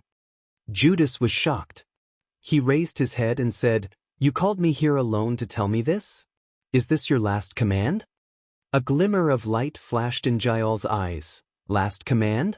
It seems that you already know what kind of path I have chosen and what kind of fate I will accept. Do you think I called you here to tell you my last command? That's right, that's it. But first, I want to ask you a question. Please stand up and answer it. Judas stood up and said, Respected guide, please ask. Yola looked up at the starry sky and said, In the history of the heavens pivot continent, there have been many people with lofty ideals. For the sake of the beliefs in their hearts, they were not afraid of any authority or enemies. Even if they were hurt or even sacrificed their lives, they would never give up or compromise. Do you respect people like that? Judas nodded sincerely and said, Yes, I respect him. For example, John the Baptist who died in Tuling. Yola's tone changed. Then do you understand? Not hesitating to sacrifice oneself to uphold the faith, leaving behind a good name that will be praised for thousands of years, this is certainly admirable, but sometimes it is not the true way to seek proof. Judas frowned and said, I do not understand, please enlighten me. York said, Let me tell you a story. You can think about it after you hear it. Once upon a time, there was a fishing village by the sea. Most of the men in the village were fishermen. They often went out to sea to fish. Because the fish farm was not near the sea, it often took several days to go back and forth, leaving only the women at home alone. In such an environment, the women had to be virtuous in order to maintain harmony in the village. Chastity became a virtue that was praised for generations, and even a reputation that was more important than life. There was once a widow who lit a lamp in front of her bedroom window every night until dawn to show her chastity. When the widow passed away, the elders of the village gathered everyone to hold a funeral ceremony. She enjoyed the highest honor in her life. From then on, a tradition formed in the village. When the man went out to fish and could not return at night, the wife would light a lamp in front of the bedroom window. The lamp became a symbol of chastity for all the women in the village. One day, a man went out to fish and could not return that night. The wife followed the tradition and lit the oil lamp in the bedroom and placed it on the windowsill so that everyone in the village could see it. That night, a lecher entered her bedroom and asked to have sex with her, but she didn't give in. However, the lecher stood in front of the window and said, If you refuse me, I'll blow out the lamp and take it away. If the lamp were to be extinguished, it would be a symbol of disobedience. She would be discriminated against and cursed by everyone in the village, and she would never be able to raise her head again. To her, this was something more terrifying than death. She felt incomparably terrified and gave in. After the story was finished, Yola looked down at Judas and said, Dear disciple, do you understand? Judas nodded and said, Respected guide, I understand. Yola then looked up at the starry sky and said with emotion, There is a kind of people in the world whose beliefs are incomparably firm. They regard fame as their life and are not afraid of coercion or profit. However, if they regard fame as everything in history, even surpassing the beliefs they protect, they will often give in. How many virtuous people in history have found it difficult to overcome this hurdle, let alone a single person? The guidance of faith is like the lamp that illuminates the soul. However, if the lamp is only an external form and deviates from its original intention of protecting, then not only will it not protect the person, but it will also hurt her. Judas lowered his head and said again, "Respected guide, I really understand." Yola sighed and said, "In this life, I have a clear direction of the path and the results of my comprehension, but after all, I have not completed the final verification." Things in the human world cannot be completely natural and happen without any traces. When I return to the kingdom of heaven, I still need to cultivate this round of reincarnation to perfection and wait for you in the kingdom of heaven. Only then can I take that unknown step. The other disciples did not know what Yola discussed with Judas alone. They followed Yola's instructions to find Whale and Flom. Whale and Flom had indeed prepared a quiet courtyard and a sumptuous dinner for Yola and his disciples to enjoy without being disturbed. There was no one else here, even Whale and Flom had tactfully left. When it was time for dinner, Yola returned with Judas. After 7 days of hard work, the disciples were very satisfied with the trip to Lung. They all felt that they had gained something they had never gained before. They were going back tomorrow, and they were happily chatting and laughing at the table. Joshua looked at the disciples with mixed feelings. He understood the strengths and weaknesses of each person here. Because Yola was barefoot, so the disciples were also barefoot.